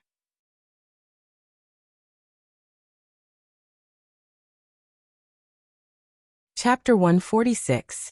When Theo regained consciousness, he felt a stabbing pain in the back of his neck. Damn, this group of women is really ruthless. He opened his eyes and tried to move, only to find that his hands were firmly tied behind his back, and his feet were tied to the legs of the chair. "He's awake." A woman's voice came into his ear. "Your name?" A woman came in front of him and lifted his chin. "I suggest that you don't lie, otherwise tomorrow you will become a floating corpse in the moat." Theo blinked his eyes. The woman in front of him was wearing a veil, and her whole body was covered with a robe. Obviously she didn't want him to see her appearance. "Theo," he answered truthfully, while quietly looking around. It was a narrow room, surrounded by dusty plaster statues. Some were complete, and some were obviously only half carved. The accumulated dust had turned the plaster into a gray-brown color, as if it had been abandoned for a long time. There were no windows in the room, so he couldn't see the sky, so he couldn't estimate the time. The only light source came from an oil lamp on the wall. "From Fallen Dragon Ridge to Silver City. You are so tireless," the woman said coldly.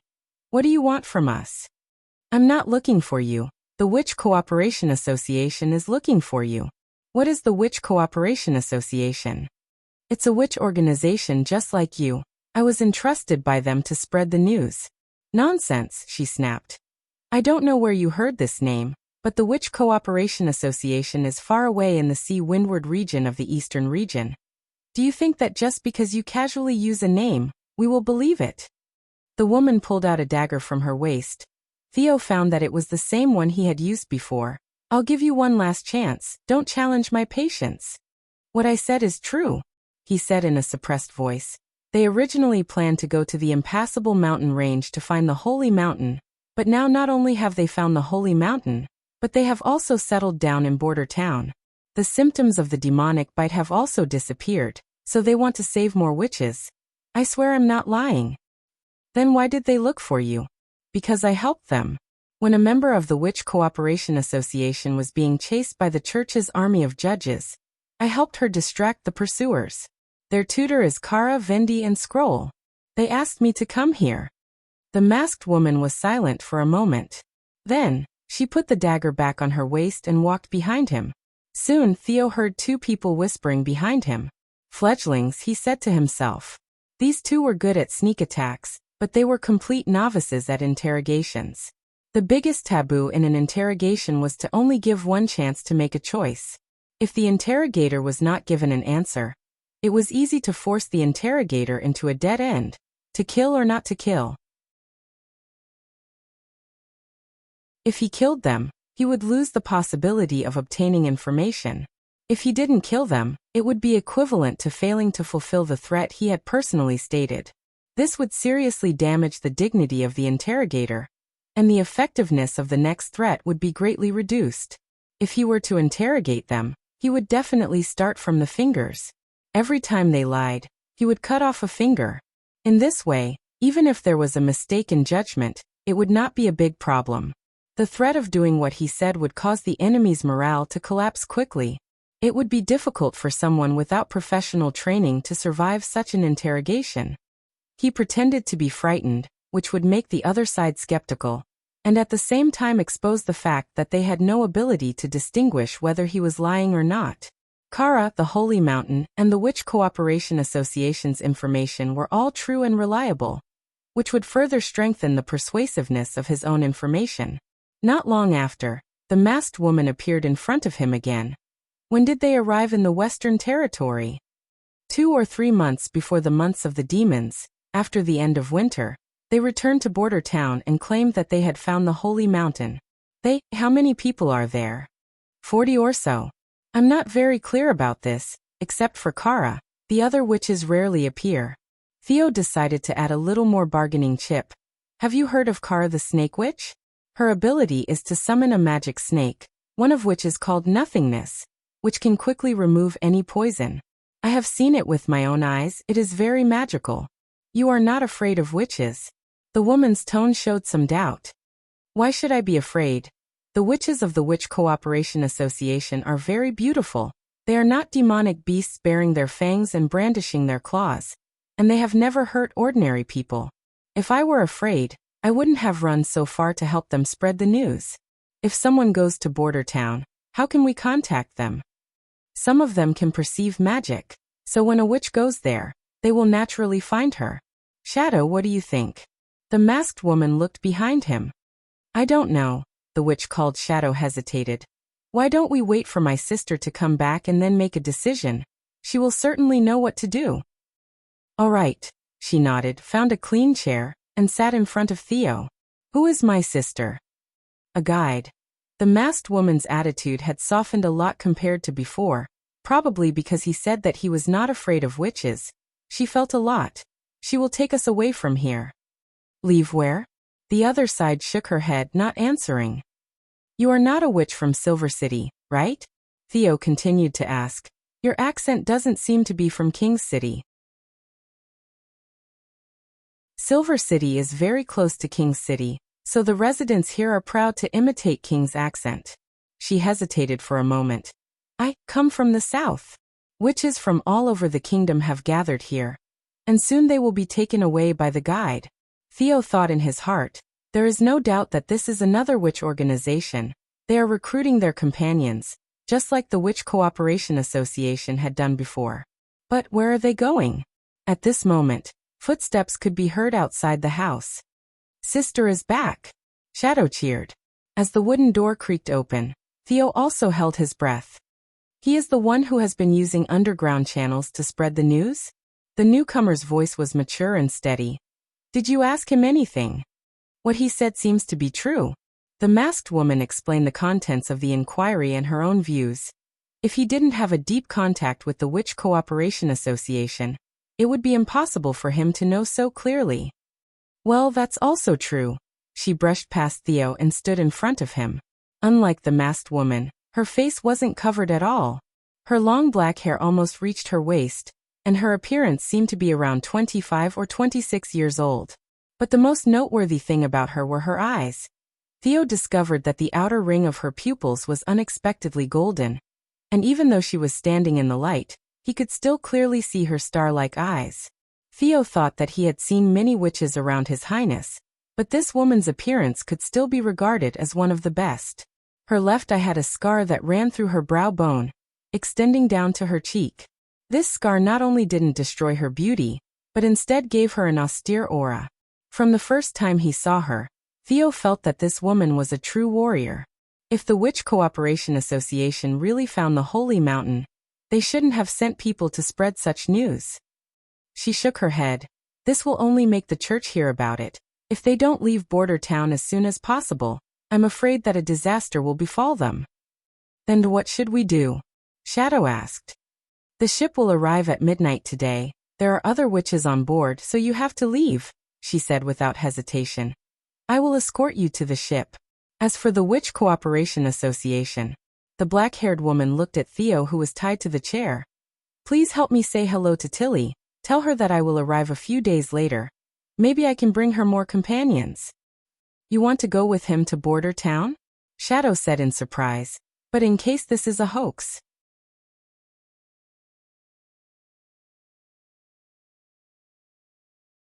Chapter 147.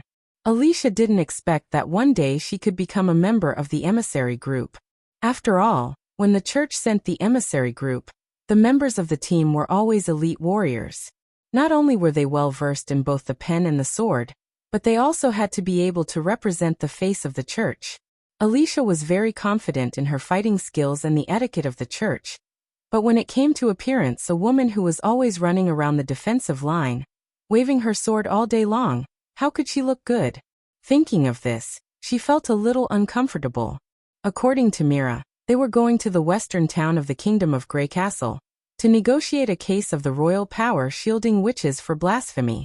In addition to the leading priest, the emissary group was composed of 10 judges, one of whom was the cold-faced captain of the Hermes defensive line. But now it seemed that even if he wasn't in battle, he still had a cold face. Just standing beside him, Alicia felt the temperature drop a lot. Mira, on the other hand, was the complete opposite. She was over 40 years old, with a pair of wise eyes. She always laughed and talked about the church's anecdotes. She was knowledgeable, enthusiastic and graceful. Even in front of the archbishop, her elegant demeanor was still not reduced. Alicia had heard more than once that she was likely to become the next archbishop candidate. And to the female warrior's surprise, as a civil official, Myra's horsemanship was not much worse than the other judges. For the past 2 days, she had been leading the team to the front. From the forest to the town trail, she was able to maintain the speed of the horse while reducing physical consumption. This kind of skill could only be mastered by the judges who had been trained for a long time. Aren't we going south? After leaving the Hermes boundary and entering the Kingdom of Grey Castle, someone in the team asked. No, Border Town is too far away from us. If we go by land, I don't want my ass to be worn out. Mira waved her hand. Let's first go east to Deep Valley Town. There is a river leading to Redwater City. From Redwater City to Longsong's stronghold, it won't be long. When did you join the church? Alicia asked curiously.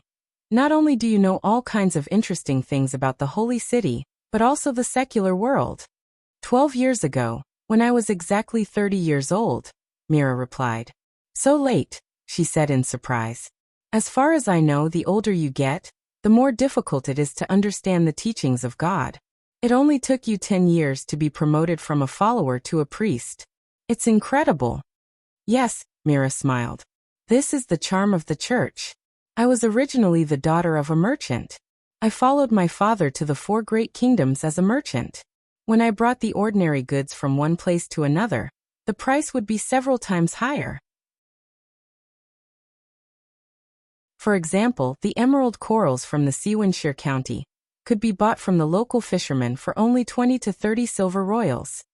He could store it in a water tank and bring it to the Everwinter Kingdom's palace to be exchanged for a golden dragon.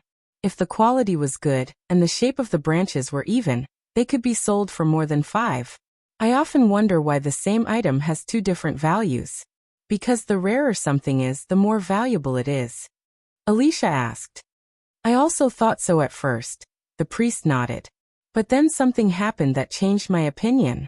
A noble in King's City secretly harbored a witch who could change the temperature. He thought of all kinds of ways and finally raised the corals from the Wuxia County in the cold King's City of Everwinter. He transformed the basement of the courtyard into a huge pond with a skylight at the top. He harvested the corals about once a year, and each harvest was more than the amount we could get from 10 round trips. And this long trade route, my father would only travel once a year. So the emerald corals on the market increased. He not only sold them to the palace, but also to the great nobles.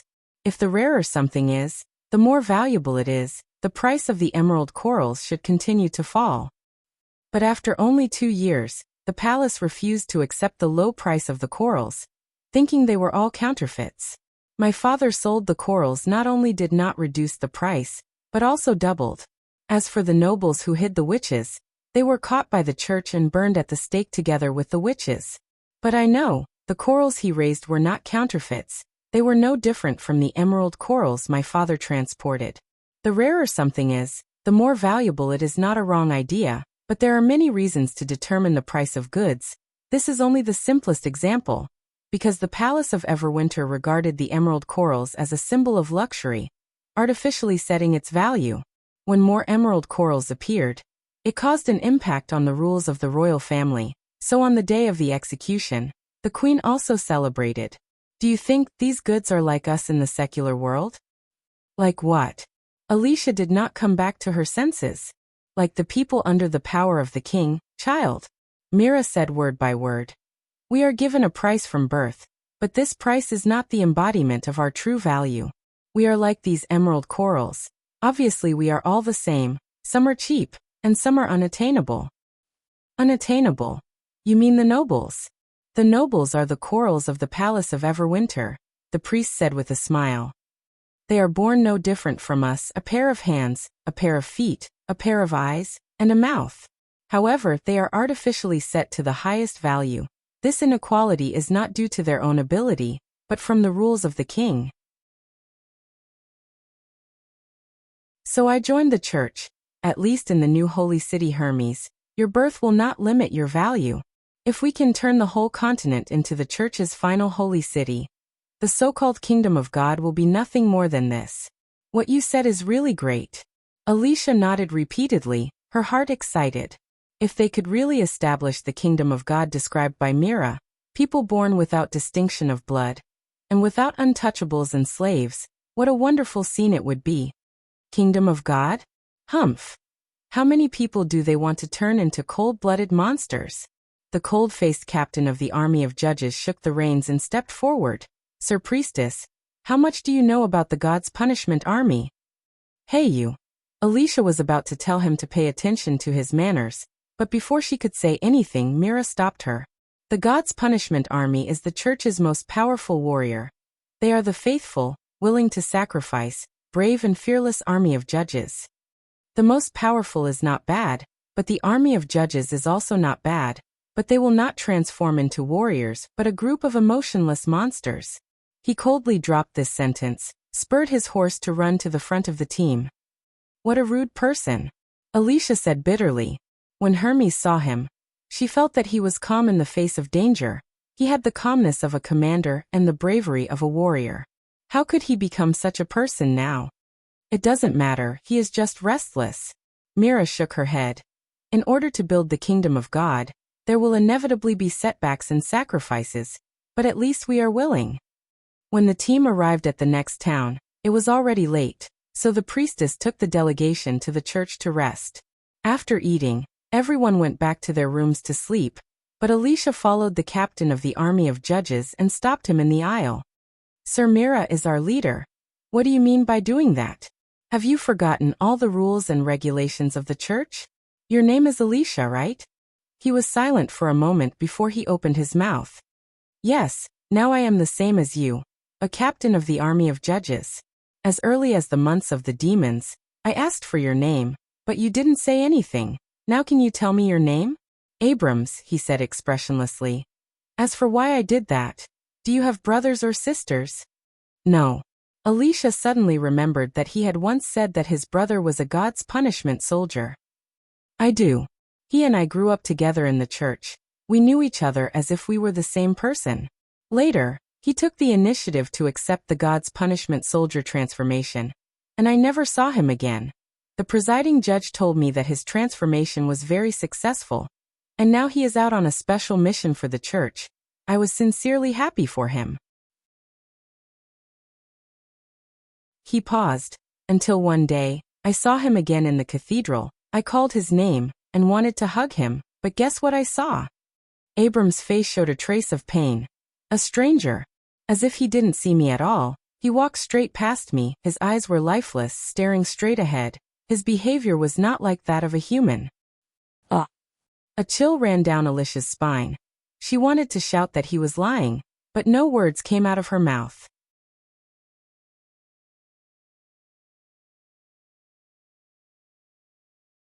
Chapter 148. Border Town welcomed the long-awaited rainy weather. The sky was overcast, and the rain fell from the sky, hitting the windowsill and glass, making a pitter-patter sound. Supposedly, spring should be a rainy season, warm and humid.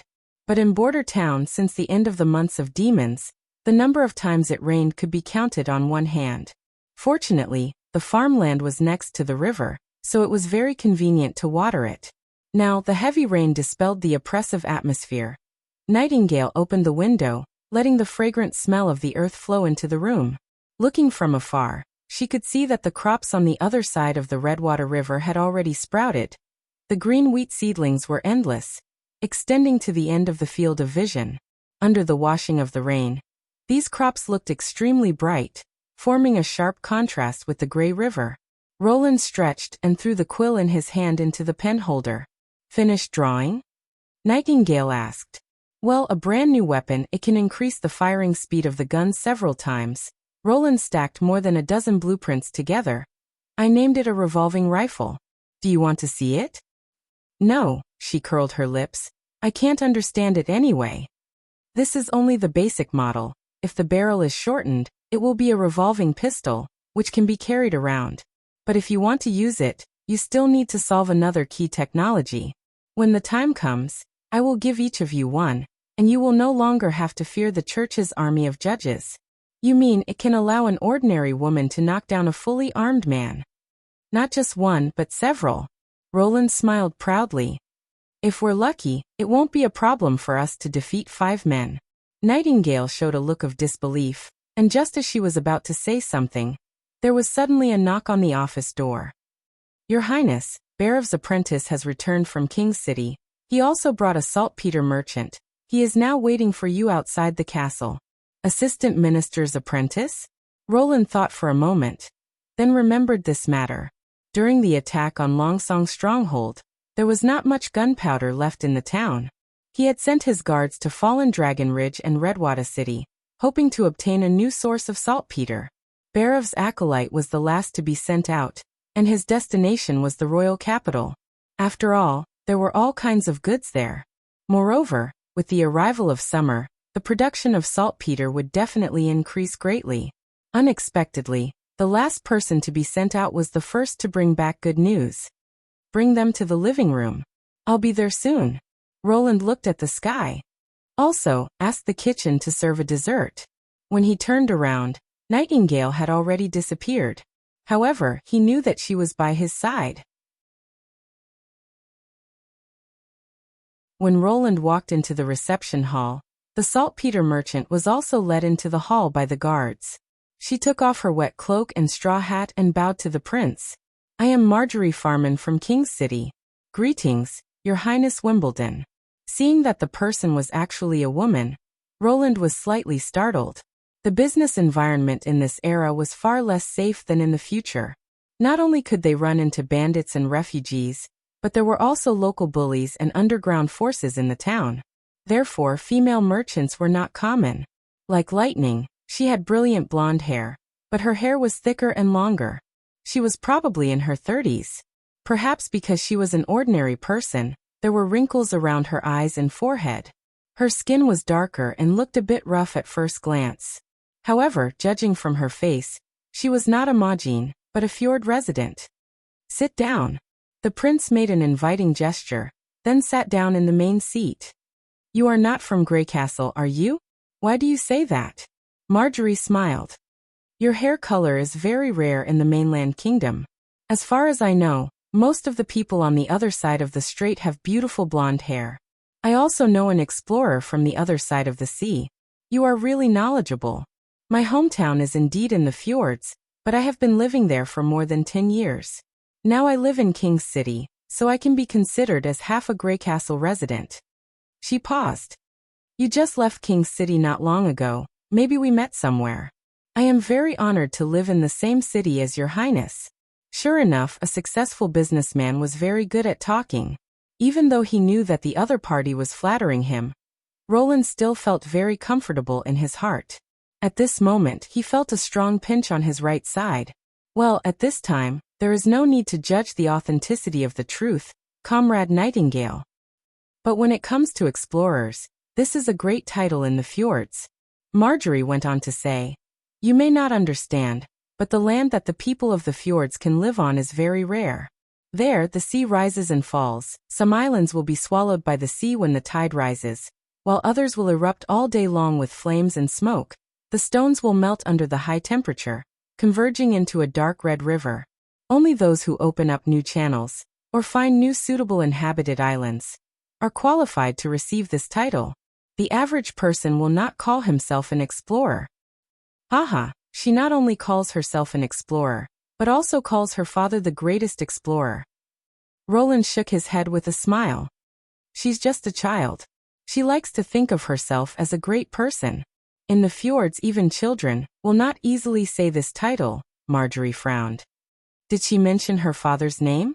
Seeing the other's expression, Roland also realized that something was wrong. Could it be that the word explorer is the spiritual belief of the people of the sea, so it can't be called randomly? Her father's name is Thunder. Unexpectedly, as soon as he said this name, the other's eyes immediately widened. Do you know Sir Thunder? No, I know his daughter. Why, have you heard of this name? Who in the fjords hasn't heard of this name? Sir Thunder discovered the Twin Peaks Island and the Sea Dragon Bay, and expanded the area where everyone lived by almost half. He also drew a detailed map of the East Coast and the Endless Cape, and today, 80% of the routes to the mainland are opened up by him. Every child is familiar with the deeds of Sir Thunder. He is one of the greatest explorers of the fjords. But I heard that Thunder seems to have been buried at the bottom of the sea because of a storm. No, Your Highness, a real explorer will not fall because of a storm. He has encountered countless dangers, but in the end, he has succeeded and survived. At this moment, Sir Thunder must be somewhere gathering a new expedition team, just like what he did before. Marjorie slightly leaned forward. Your Highness, do you know the whereabouts of his daughter? Roland was also a little surprised. He did not expect that Lightning's father was so famous. Those adventure stories that sounded like the Arabian Nights, were they all true? She lives in my castle. After the shipwreck, she drifted all the way west to Border Town, and I happened to take her in. In your castle? Her expression was overflowing with expectation. Can you let me see his daughter? Well, probably not now. At this moment, Lightning should be cruising around the concealing forest, looking for the ruins marked on the treasure map. She is currently practicing jungle exploration skills. If you plan to stay here for one night, you should be able to wait until she comes back. Then I will bother you. Marjorie nodded without hesitation. Can we talk about business now?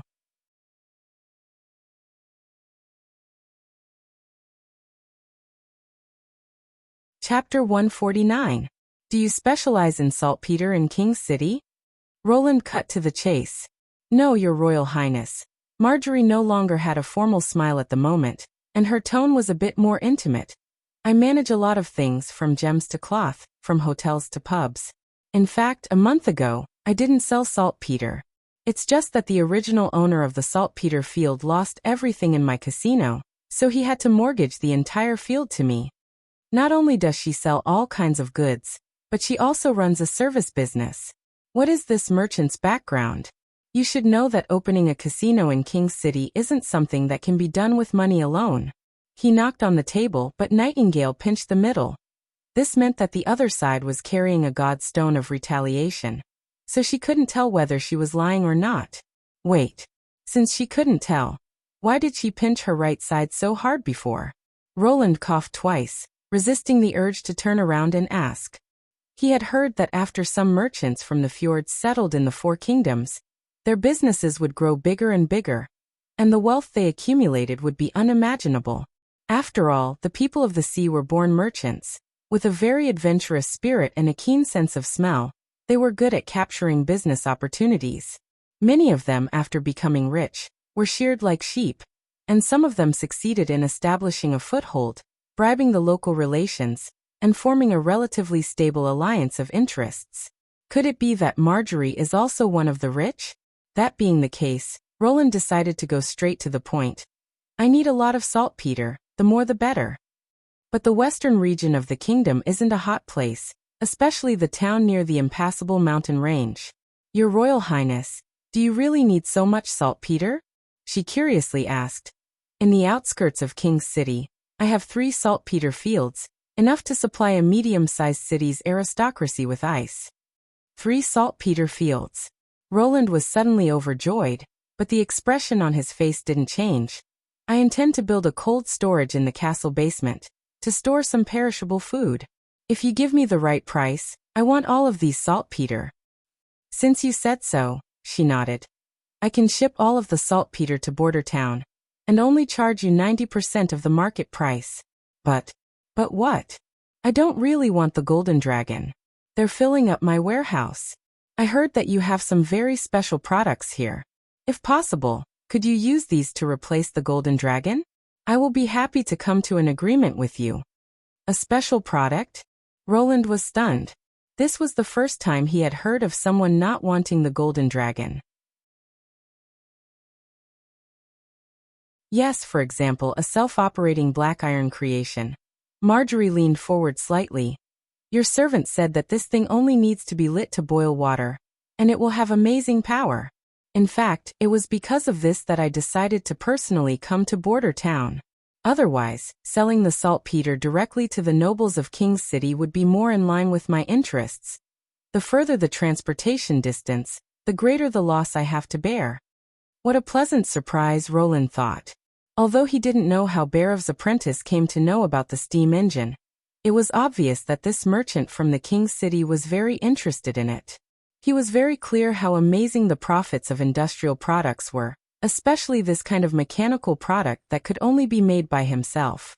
He was originally worried that after Border Town stopped selling ore, the money he had moved from the Duke's mansion would one day be used up. He didn't expect that now an excellent opportunity would be placed in front of him. So that's how it is, the prince smiled. The thing you mentioned is called a steam engine. It can turn the steam produced by boiling water into power. The principle is very simple, but only Border Town can produce it. Does this thing really exist? Of course, Roland said, but it is very complicated to make and quite expensive. If you are interested, you can come with me to see the real thing. I would be happy to, she said excitedly, getting up. In the North Slope mine, Marjorie's eyes almost fell out of their sockets when she saw the ear-piercing roar of the steel monster as it pulled the cart full of stones out of the mine. Your Highness, this is incredible, she said in a trembling voice. I thought that your messenger was exaggerating, but I didn't expect him to say that it was far less than. I'm afraid that even dozens of people together can't compare to this steam engine. The female merchant wanted to take a step closer to see it, but was stopped by Roland. The working steam engine is very dangerous. Don't get too close to it. Do you see the white gas that comes out? As long as it touches you, it will burn your skin. Do you only use it to transport or? Because of the noise, she had to raise her head and ask loudly. There are a total of 2 in the mine. The first engine is responsible for pulling the cart, and the second engine is responsible for pumping water from the mine. Roland replied. In fact, since the success of the development until today, Border Town has only produced 3 steam engines, so I have to use them where they are most needed. But it actually has a very wide range of uses. In addition to what you see, it can also replace the windmill and the water wheel to grind wheat, and it is not affected by the river or the wind. Any place that needs a lot of manpower or animal power, it can come in handy. It can even be installed on a sailboat to drive the oars, so that ships can sail fast without sails. He knew how important it was for the people of the fjords to have a ship that could ignore the wind and direction. Sure enough, Marjorie looked at Roland, her eyes almost shining. You name a price, I want to buy it. This one can't do. The mine depends on it to maintain production. You can first order a few new steam engines, and when the saltpeter arrives, we can settle the account. How much is it? Roland took her to a place far away from the entrance of the mine, where the noise of the machine was no longer so harsh. 500 golden dragon, he said. This price was a bit exaggerated, almost equivalent to the annual income of a knight's territory. The cost of the ore for the steam engine was about 20 golden dragon, plus the smelting, labor, and installation costs. It was only 50 golden dragon. But when it came to business, it was always a matter of bargaining. Then it's a deal. I want to buy 10 steam engines. Roland was startled. 10 of them was 5,000 gold coins. It was almost equivalent to the savings of the Duke of Ryan for 5 or 6 years. They didn't even bargain. Is this how rich people do business? He cleared his throat. Are you sure? This is not a small cost. Moreover, the machine can't be used forever after you buy it. You have to constantly invest money to maintain it. I know, just like the ship. Every year we have to go to the shipyard to clean the keel parasites and algae, replace the sails and cables, and so on. Marjorie said indifferently, what needs to be replaced, I can buy it from you. If it doesn't work, you can also name a price, and sell the maintenance and operation of the machine to me. Roland closed his mouth. There was only one thought in his mind, it was good to be rich.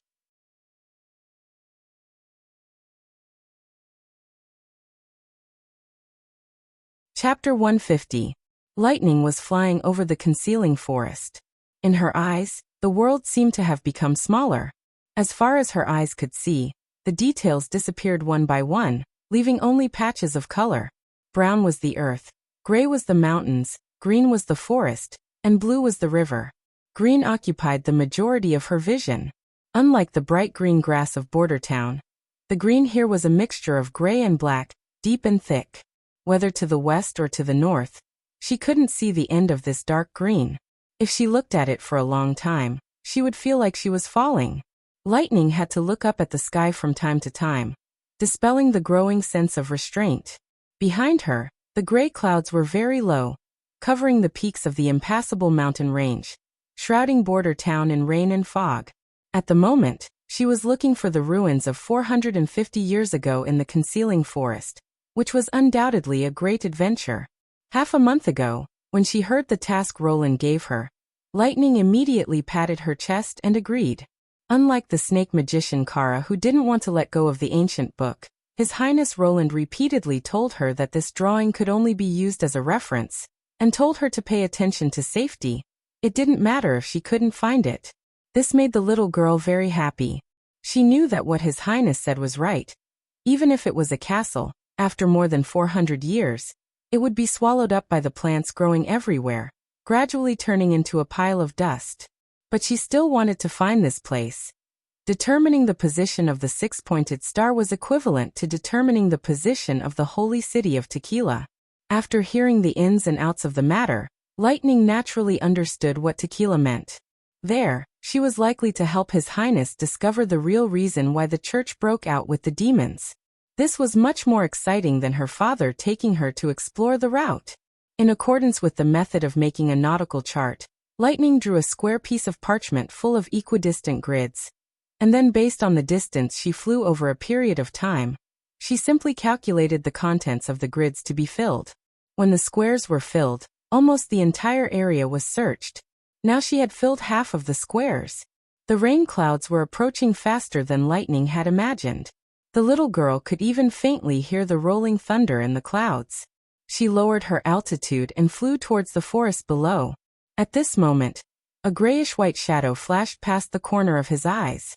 Startled, she pulled her body to a stop and floated in the air. She turned around and scanned the area she had just passed. Nothing was found. Was it an illusion? Lightning thought about it and decided to fly around the area again. This time, she lowered the height even more. The forest was no longer a block of green. Mottled tree trunks, forked branches, and leaves of different shapes. Details separated from the color blocks and once again returned to Lightning's eyes. Dozens of breaths later, she suddenly saw a small portion of a white stone pagoda hidden beneath the layers of branches. The entire top of the stone tower had been cut off, causing the tower to be covered by the forest. It was very difficult to see it from the sky. If she hadn't been hiding from the rain clouds, she might have missed it. Lightning's heart beat violently. Was this the location of the ruins indicated on the map? She circled around the stone tower and didn't find anything unusual. She decided to get closer to see what was going on. After landing, the little girl found that it was not appropriate to call it a white stone tower. Its surface was covered with vines and moss, and when she looked closely, it had turned into a grayish-green color. The tower was slightly tilted, as if it had been hit by a huge force. There were scattered stones around, which were similar in material and color to the stone tower. They should have come from the broken top of the tower. She could still see traces of the larger ones, but the smaller ones were probably buried in the weeds and mud. The whole stone tower was quite large, and the area of the bottom of the tower was comparable to His Highness Roland's castle. A man-made object like this would usually have a basement. Logically, at this moment, she should record the location of the ruins and then return to Border Town. The various adventure stories in her mind also reminded her that it was not a good choice to break into the ruins that had been dormant for hundreds of years. Even the gas-sealed underground could kill her. But Lightning found that she couldn't move her feet at all. Her curiosity kept nagging in her ear. Go in and take a look, just take a look. She looked up at the sky. The originally clear sky had now become gloomy and dark. Obviously, a heavy rain was coming. She told herself that it would be very uncomfortable to fly when it rained. I'll go to the tower to take shelter from the rain and take a look. If I find the basement, I absolutely won't go in alone. After thinking about it, Lightning could no longer restrain her curiosity. She walked to the entrance covered with vines, pulled out a knife from her waist, cleared a small hole for her to pass through, and climbed in. The wooden door had long been corroded, and she smoothly entered the tower. Because the top had been lifted, she could see clearly without a torch. Lightning circled the bottom of the tower, but found nothing. Obviously, the exposed items and traces had been erased by time. Except for the broken walls, there was nothing left on the ground. She also found a gradual hole in the wall, which should have been used for a staircase, but the staircase itself had disappeared. The passage to the basement was very conspicuous. It was in the southwest of the first floor, facing the entrance of the stone tower. Lightning suspected that if she followed this direction toward the barbarian land, she would find the holy city of Tequila recorded in the ancient books. At this moment, tiny raindrops fell from the sky and dripped on Lightning's nose. She slowly walked into the underground passage, turned a corner, and a wooden door appeared in front of her. Although it was not completely corroded, it looked so broken that it would fall apart at the slightest touch. Soon the light rain outside became a downpour. The pitter-patter of the rainwater hitting the ground gradually became one, from chaotic to inseparable. Although there was no rain in this place, the water quickly flowed down the stone steps. In order to avoid getting her shoes wet, Lightning let her feet off the ground and slowly floated up. Suddenly, she vaguely heard a shout, mixed with the sound of the rain. It was almost impossible to distinguish. This sound suddenly made her hair stand on end. The little girl panicked and looked around. In the narrow passage, Except for a few scattered withered vines, there was nothing else. With the faint light from the outside, she opened her waist bag and took out a portable torch and flint, wanting to light a fire to take a closer look. But at this time the shout sounded again. This time it seemed to come from the wooden door behind her. Lightning could not help but tremble and quickly turned around. The torch slipped out of his hand and fell to the ground, splashing water everywhere. This time the voice seemed a lot clearer. She could vaguely distinguish that it was a woman's voice. Was there someone in the basement? This thought made her back break out in a cold sweat. How could this be? The stone tower should be a relic left behind more than 400 years ago, and it was located in the depths of the concealing forest. Besides herself, who else could reach here? Help me. When the third voice sounded, it was very clear. The voice did come from behind the wooden door, and it sounded like a cry for help. Lightning swallowed a mouthful of saliva, carefully put her hand on the door, and gently pushed it. The wet and slippery wooden door fell backward and hit the ground with a muffled bang. A tall figure suddenly appeared in front of her. Lightning felt the blood in her body solidify. The figure's appearance was the same as the devil in Soroya's painting. In the dim light, the devil seemed to be staring at her. Its huge body leaned forward slightly, holding an axe in its hand with only 3 fingers. The body of the axe reflected the dark red stains of blood. In a flash, the bloody scenes of these brutal people killing the Witch Cooperation Association's sisters all came into her mind. Ah! She burst into a scream, threw the flint in her hand towards the other side, turned around with the fastest speed and rushed out of the passage. She flew directly into the rain, and fled in the direction of Border Town. Lightning did not notice that the flint hit the devil's chest, making a crisp sound. The place where it was hit had a circle of fine cracks, and then quickly spread until it covered the whole body.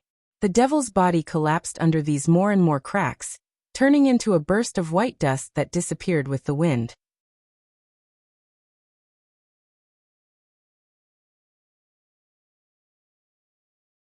Chapter 151.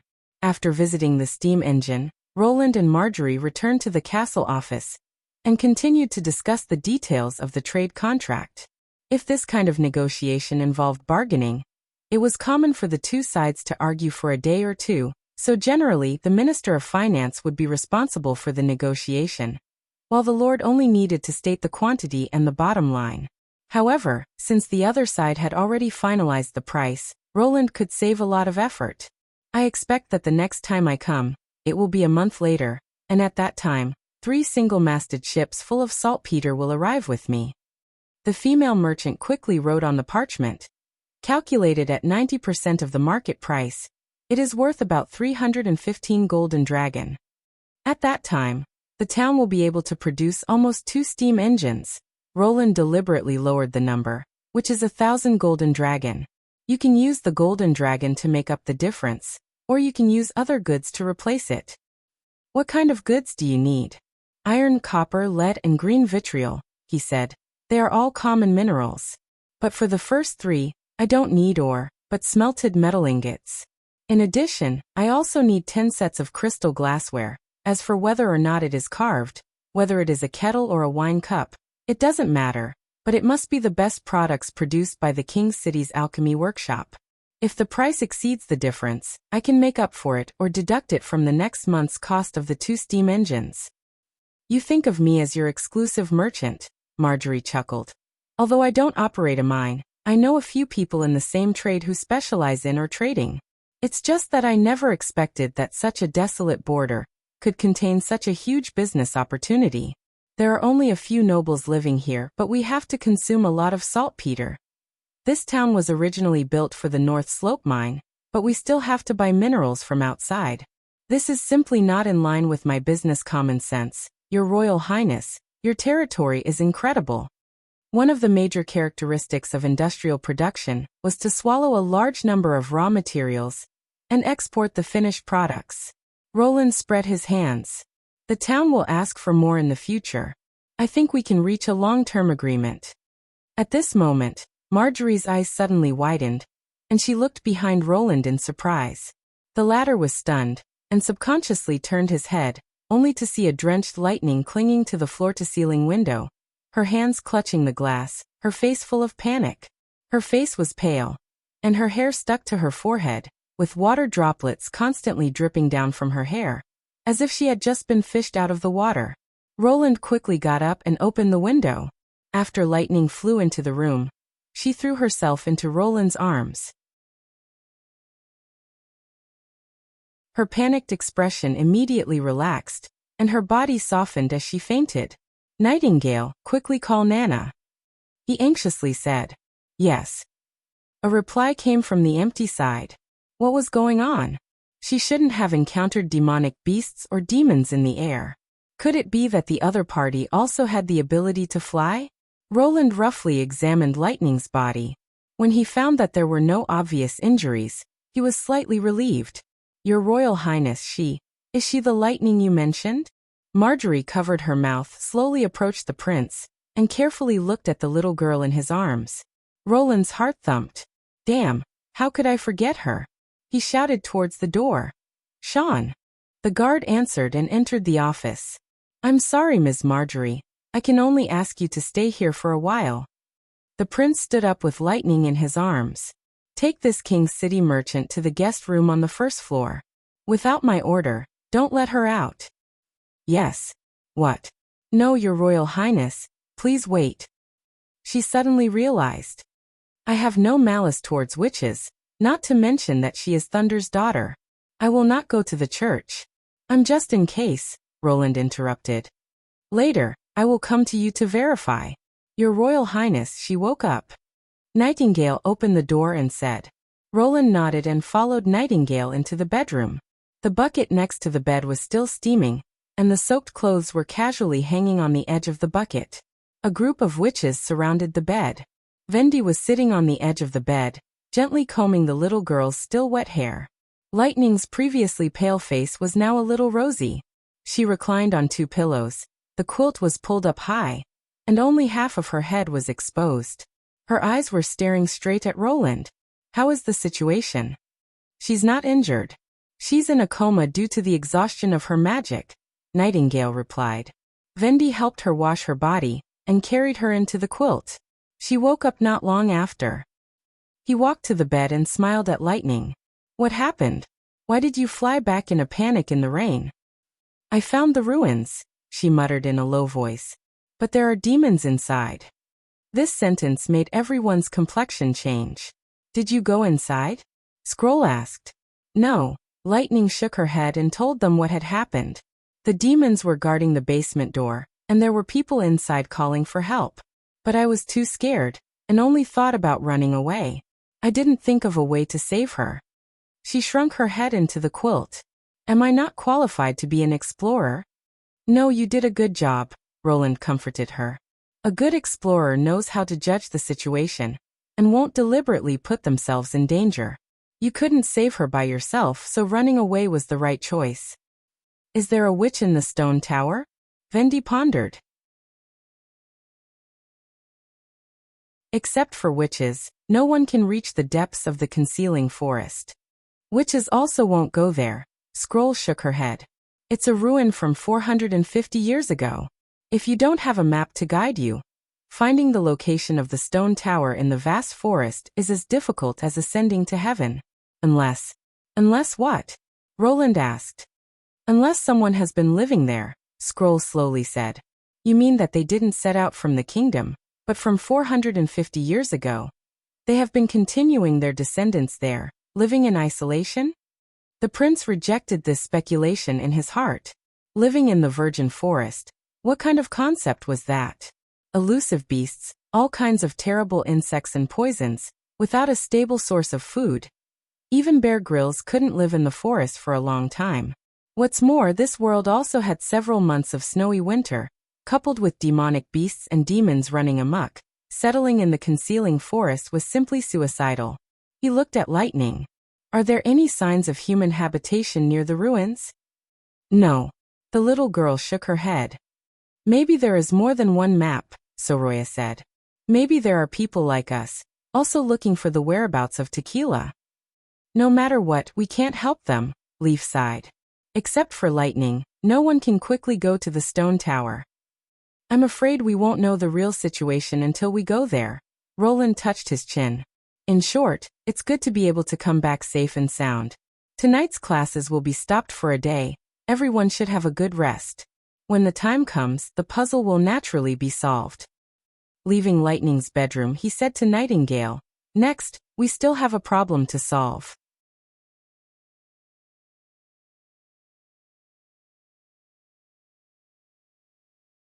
Chapter 152. Outside the window, the sound of the rain had basically stopped, and the clouds were dyed red by the setting sun. Roland pushed open the door of the guest room on the first floor, and saw Marjorie walking back and forth in front of the fireplace, looking quite uneasy. When the bodyguard Sean saw the prince, he raised his hand to salute and left, but she quickly came forward and eagerly asked, "Your Royal Highness, how is Lightning?" Roland was startled. He had imagined all kinds of reactions from the other side, from calm to anger to indifference, but he did not expect that her first words would be this. "She's fine, just tired." "Really? That's good." She looked relieved. "You seem to care about her very much. She looks very much like her father, especially her narrow eyes and pointed nose. I can see that she is Thunder's daughter." Then she sighed, unbuttoned her neckline, lowered her head, and took off a string of golden ornaments hanging around her neck. "You said before to verify. You mean to use a witch's ability to judge, right? If this can prove my sincerity, can you let her join in the conversation? I don't like the feeling of being secretly peeped at." The ornaments were made up of a string of gold chains and a huge light blue gem. The gem, which was cut into a hexahedron, should be a high-quality god stone of retaliation. Roland was thinking about how to open his mouth to reduce the other side's disgust and doubts, but he did not expect that she would take the initiative to do so. To be honest, he somewhat admired this Fjord's woman. Even though she was in an extremely unfavorable situation, she still tried to take the initiative in the conversation. Whether it was her negotiation skills or her demeanor, she was in line with the identity of a successful businesswoman. He took the god stone of retaliation from the other side and hung it on the fireplace's hanger. This quality of the god stone of retaliation was estimated to have a range of about 1 meter, and in Nightingale's eyes, it was comparable to a huge black hole. Perhaps in order to avoid the effect of the stone, she had already hidden far away. "Let's go to the reception room and talk," Roland said. Since the other side had shown her sincerity, he should not be too stingy. When the two of them entered the drawing room, Nightingale had already revealed herself and was sitting at the head of the table. She rested her chin on her hands and deliberately acted as if she had been waiting for a long time. It seemed that she was thinking the same thing as him, the prince thought. After sitting down, he took the initiative to introduce, "This woman is Nightingale. She can judge whether you are speaking the truth or not." "Hello, Miss Nightingale." Marjorie nodded at her, and the latter returned the gesture. "You said before that you have no malice towards witches, why?" Roland's first question was also the one he wanted to know the answer to the most. "As far as I know, there are also church forces in the fjords, but its influence is far less than that of the three gods. In other words, most of the fjords people worship the sky, the sea, and the earth like the Sand Nation. As for me," she paused, "I had a very good companion.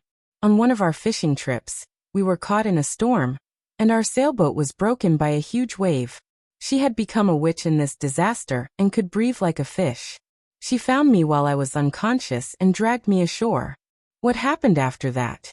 Nightingale asked curiously. "After I woke up, she left. Perhaps she was more eager to be in the sea than to be with me," Marjorie said regretfully. "After that, I never saw her again.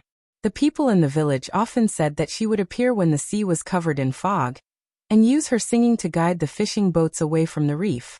In any case, my companion could not be evil, let alone the devil's minions." Roland nodded.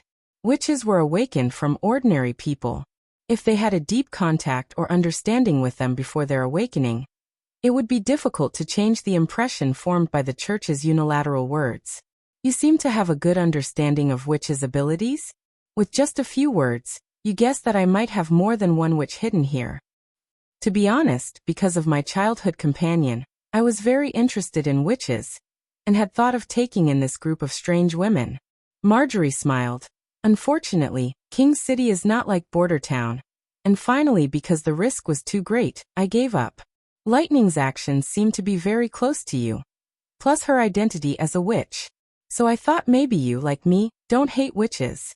As a lord, it was not difficult for him to hide several witches, especially in the borderlands.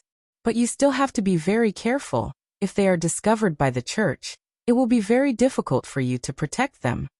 At this point, Nightingale still did not find any signs of Roland lying, which basically ruled out the possibility of her informing the church. Roland finally felt relieved, and said with a slight apology, "It seems that I really am overthinking. I hope you don't take it to heart." "No, Your Highness, this action is also for the safety of Lightning and this woman." Marjorie waved her hand. "If you were indifferent, it would be irresponsible of you." "Are you familiar with thunder?" Roland asked. "Your love for lightning is really more than the kind of care ordinary people have for the children of heroes." Faced with this question, Marjorie hesitated for a moment. Roland indicated that if she did not want to answer, she could pretend that she had not asked, but she finally slowly said, "To tell you the truth, after I left the fishing village, I joined Lord Thunder's expedition team, and experienced a long period of exploration with him. As a newcomer, Lord Thunder and his wife took special care of me, and on the day that Lightning was born, I was also present." "She was born on the ship?" "Yes, in a violent storm. Outside the cabin, Lightning and Thunder never stopped. Shortly after she was born, Lord Thunder's wife died because of sepsis, and I became her half-mother. Without breast milk, I mixed chewed wheat porridge and caviar together and fed her little by little." Marjorie's voice became very gentle. Although Lord Thunder was extremely sad, he still had to command the fleet to move forward. Without the backbone, the crew could easily collapse after several months of sailing, and I stayed in the cabin, watching Lightning grow up slowly. It was not until Lord Thunder found the Shadow Islands and successfully returned to the Sea Dragon Bay that the expedition ended. Later, I left the fjords and settled down in Grey Castle King's City. "I see." Roland sighed in his heart. It was no wonder that she had such a strong reaction when she heard the name of Thunder. As for why she did not continue to follow Thunder on the expedition, he could roughly guess a thing or two. With the beginning of a love story, it might not be possible to reap the ending of the love story. This was really a coincidence. Since there was this layer of relationship, would he be able to get a greater discount when doing business? He coughed twice. "Ms. Marjorie, in this way, we can be considered acquaintances. What about the deal?"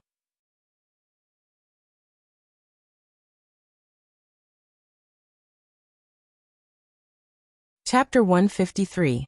Kyle Sichi walked into the alchemy workshop. "Chief Mentor." The apprentices bowed their heads in greeting when they saw Kyle. He waved his hand. "You continue." The apprentices squatted down again and busied themselves with their work. The outermost part of the workshop was the cleaning room, where materials from all over Grey Castle were cleaned, sorted, screened, and ground. The design of the cleaning room was also very ingenious. The stone floor was laid over a stream, and the middle was used for passage. On both sides were streams flowing parallel to the stone path. After crossing an arm's width of the stream, the outermost part was the cleaning area. At first glance, the long and narrow cleaning room looked like it was divided into 3 parts by 2 streams. Light shone through the holes in the windows on both sides of the wall, and reflected on the stone floor and the stream, forming long light spots across the room. Light and darkness overlapped each other, like the stripes of a snake. Nearly 100 apprentices were leaning against the wall, processing the materials assigned to them. If the sundries were lighter than water, they could be directly thrown into the stream. If they were heavier than water, they had to put them in baskets and take them out of the cleaning room before discarding them. Using running water for cleaning was much more effective than using stagnant water in a wooden bucket. They would study here for 3 to 5 years until they were familiar with the sorting and cleaning of various materials. Only then would they have the opportunity to be selected as apprentices by the mentor and move to the next room. Kyle stepped on the alternating light spots and walked into the refining room in the core area of the alchemy workshop. When he opened the door, his line of sight suddenly became clear. 12 giant wooden pillars transported from the concealing forest supported this extremely spacious room. There were windows on all 4 sides of the stone walls, and even the roof was equipped with a patio and shelter, making the room extremely bright. There were 6 wide wooden tables in the center of the refining room, on which a variety of alchemy tools were piled. Round-bottomed bottles, glasses, scales, mortars, stoves, crucibles. Each mentor was responsible for managing and using a table, and as the chief alchemist of Redwater City, he naturally used the longest table with the most tools. This place was always full of chaos and disorder, just like alchemy, mixing all kinds of materials together, heating, dry distillation, boiling, and burning. The results were always ever-changing and fascinating. If he could find a clear direction from these chaotic changes and write it down, it would be an extremely rare alchemy formula.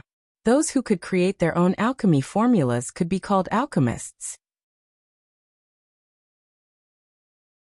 So far, he had summed up more than 10 alchemy formulas, each of which seemed to have come from the whispers of God. Kyle believed that once alchemy was developed to a certain extent, not only would it be possible to separate the origin, but it would also be possible to combine all things. "Chavez, how is your imitation of the snow powder?" he asked. A young man in his 20s walked over and shook his head. "Those damned alchemists of the Imperial City must have added some other raw materials to it. The powder is very finely ground, and I really can't separate anything useful from it." He was the youngest alchemist in the alchemy workshop. Generally speaking, it was impossible to create an alchemy formula without a long time of accumulation and trial and error. Sometimes it even required a little bit of luck. Many of the people in the workshop had been disciples for their entire lives, but even in death, they could not improve further. However, Chavez had an extraordinary talent for alchemy. 2 years ago, he summarized the method of distilling green vitriol to obtain acid, which won the unanimous approval of the 5 alchemists. Since then, a long table had been added to the refining room. "Don't worry, take your time." He smiled and patted the other side's shoulder to comfort him. Having been the chief alchemist for 8 years, Kyle naturally understood the difficulty of finding the truth from disorder and chaos. "But last night, I came up with a good thing that can teach those arrogant guys a lesson. Come with me." He went to his table and asked 2 disciples to bring a storage box. The box was about half the height of a person, and its whole body was made of wrought iron, making it difficult to steal, and also difficult to destroy. He took out a key and opened the lattice of the first layer. In the center of the lattice lay a small piece of transparent crystal. A cut crystal? Chavez, who was standing to the side, carefully held it in his hand and looked at the sunlight outside the window. "No, this is crystal glass. My God, you did it." "Yes," Kyle said with a proud smile. "I really want to see, when those guys see that their proudest alchemy product has been successfully copied by me, what kind of wonderful expression will they have on their faces?" Chavez couldn't help but exclaim in admiration, which alarmed the other alchemists. They put down their work and surrounded him. "Is this the result of staying up until midnight last night? It's really great. It's really beautiful, it's like a crystal.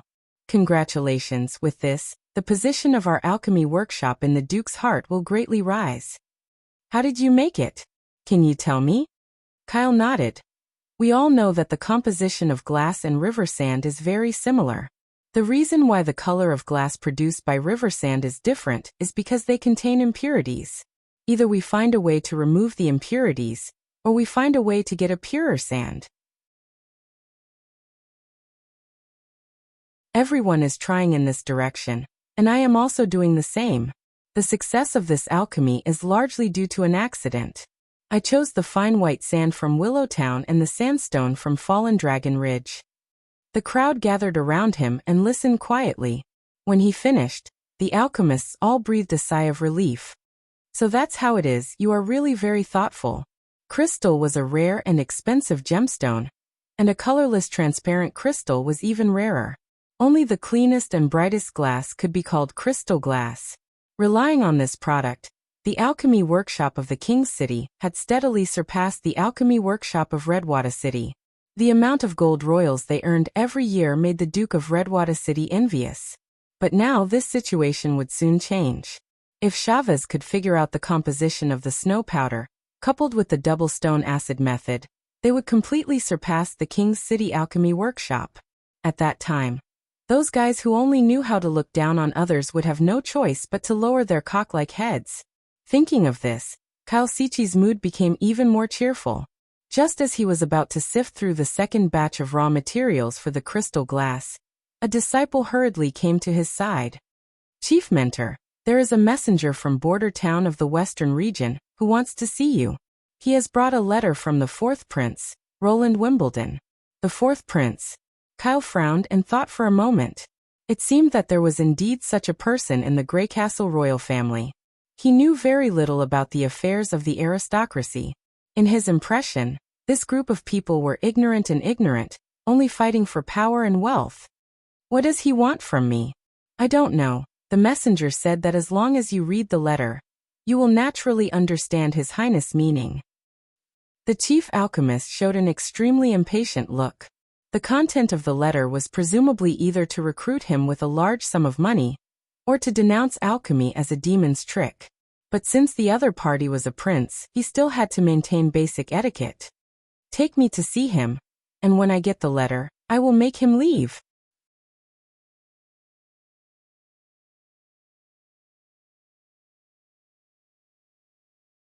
Chapter 154.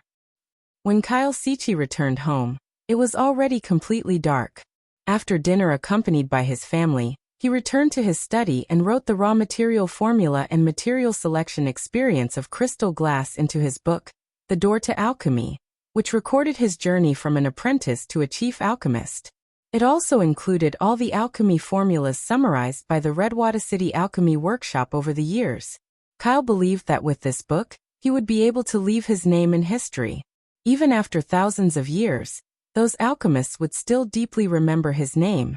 Kyle put down the quill pen and prepared to take off his clothes and sleep until the candle flame was close to the base. Suddenly, he remembered that there was still a letter from the prince that he hadn't opened. Glancing at the candle that was only as long as a fingernail, he decided to use the last bit of time to finish reading the letter. Tomorrow, he would verbally reply to the messenger. The small half of the candle tail was only enough for him to write a few dozen words, but it was enough to read a worthless letter. He opened the envelope and found a total of 3 thin sheets of paper. The first page was a common greeting, introducing his title and territory. Kyle didn't even bother to read it, and directly jumped to the second page. The content of the second page slightly surprised him. It was neither recruitment nor reprimand, but 5 strange formulas. If he looked carefully, he would find that each formula was composed of 3 sentences. A little interesting. He smiled. Regardless of the prince's purpose, at least he was deliberately mystifying. He glanced at the first line. Nitric acid is produced by dry distillation of saltpeter. Nitric acid, dry distillation. These are all alchemy terms. Wait, Kyle was suddenly startled. Isn't this one of the double stone acid production methods in the alchemy workshop? The acid produced by dry distillation of saltpeter must be collected through a special container. It looks no different from ordinary water vapor and is very difficult to attract attention. But it is very corrosive. Not only can it burn skin, but it can even dissolve some metals. This is actually an alchemy formula? Is it possible that Border Town also has an alchemist? He quickly moved his line of sight to the next line. If the first sentence had shocked him, then the second sentence was inconceivable. It was composed of a bunch of inexplicable symbols. The symbols were juxtaposed together to form 2 equations. Kyle frowned. He had never seen such a strange symbol before. Further down, the third sentence seemed to be an explanation of the second sentence, including the names and meanings of the symbols. To be honest, he still couldn't figure it out after reading it. Those awkward words seemed to be some coined words. He needed to read it many times before he could associate the words with the symbols. Even so, the meaning of the whole sentence still baffled him. Just then, the flame of the candle flickered and went out. Damn it! Kyle cursed in his heart, and without the slightest hesitation, He took a candle from the drawer and lit it again. When the second candle was halfway burned, the chief alchemist's hand that was holding the letter was trembling slightly. The letter didn't seem to have any content, but it took several times more time than usual to read. The 5 elements on the second page were actually all alchemy formulas. It wouldn't have been a big deal if that was all. An outstanding master alchemist using his own power to summarize 5 formulas wasn't something unimaginable. But these 5 formulas, with the exception of the acid-making method, all echoed with each other. Some coined words appeared over and over again, forming a seemingly balanced cycle. Nitric acid reacts with silver to produce silver nitrate, water, and nitric oxide. Silver nitrate reacts with iron to produce ferrous nitrate and silver. Silver nitrate reacts with copper to produce copper nitrate and silver. Copper nitrate reacts with iron to produce ferrous nitrate and copper. He had also done the alchemical reaction of putting silver rods in acid. Some of the silver rods were clearly dissolved by the acid and disappeared. This was the characteristic of acid, which was to corrode everything. But Xianshang swore that because silver nitrate was dissolved in water, it seemed to disappear on the surface, but in fact, the silver only existed in another form and wasn't annihilated. How is this possible? No. Kyle shook his head. Apparently, the other party had also guessed his thoughts. These formulas echoing with each other wasn't a coincidence.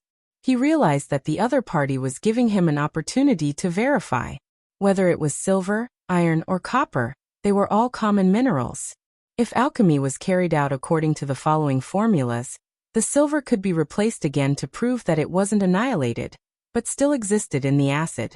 Looking at the neatly arranged formulas on the paper, he felt that it was difficult to breathe.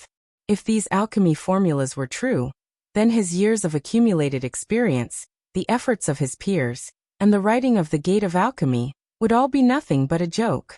You sleep with the child first, I'm going to the alchemy workshop. Ignoring his wife's surprised gaze, Kyle put on his coat and rushed straight into the night. When he arrived at the alchemy workshop, he immediately called 3 disciples on duty and told them that he was going to conduct an alchemy experiment. He asked them to light torches and candles, the more the better. The order was quickly executed, and his long table was illuminated by the fire. The disciples shuttled between the material room and the refining room, preparing the test materials for the chief alchemist. There was still a lot of acid left from the dry distillation of saltpeter, so the verification could start directly from the second line of the formula. He took out some acid and poured it into a glass, then put the silver rod in. As the reaction began, the rod gradually corroded, accompanied by bubbles. While waiting anxiously, Kyle opened the 3rd page of the letter. There was only a short sentence on it. I just did a little bit of work. If you want to know more answers, come to Border Town. Damn it, this sentence was the same as not writing. If he could really verify what was written on the letter, no matter what, he had to go see this unknown master alchemist. Otherwise, he would be unable to eat or sleep well in the future.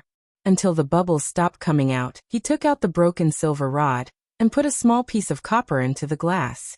Something incredible happened. The surface of the copper quickly became a little white, like the carapace of a ladybug. The white spots became bigger and bigger, slowly covering the whole copper, and the acid in the glass also changed from colorless to blue. It was exactly the same as described in the letter. The white precipitate was silver, and the newly formed substance, copper nitrate, was also soluble in water like silver nitrate, but its solution was blue. Kyle Sichi stared blankly at the result in his cup. The next morning, when Chavez arrived at the alchemy workshop, he was startled by the haggard chief alchemist who had dark circles under his eyes. Didn't you sleep last night? He was greatly surprised. For the second batch of crystal glass? Kyle shook his head, pulled Chavez to the long table, and asked tiredly, You were my most proud disciple. I want to ask, what do you think about alchemy? Just like what you taught me. He noticed that there were some glasses on the table, several of which were filled with different colored solutions, one of which was sky blue, very eye-catching. Is this the reason why the chief alchemist didn't sleep last night? Although Chavez was full of confusion, he still honestly replied, I also feel the same way. The essence of alchemy is to find the truth of the world in disorder and chaos. No, no, no, Chavez, I was wrong, Kyle interrupted. Everyone is wrong. Alchemy is not like this. Not like this? Chavez felt that the other side was a bit strange. First, he was alchemy all night long, and now he was asking some inexplicable questions. But before he could ask further, the chief alchemist had already said, alchemy is more orderly than you and I can imagine. It can even be said to be rigid, just like 1 + 1 = 2, no matter how it changes, the substance will not increase or disappear. Will not increase or disappear? What are you talking about? Isn't it common for alchemists to sift and combine some common raw materials to produce incredible new things? He was puzzled.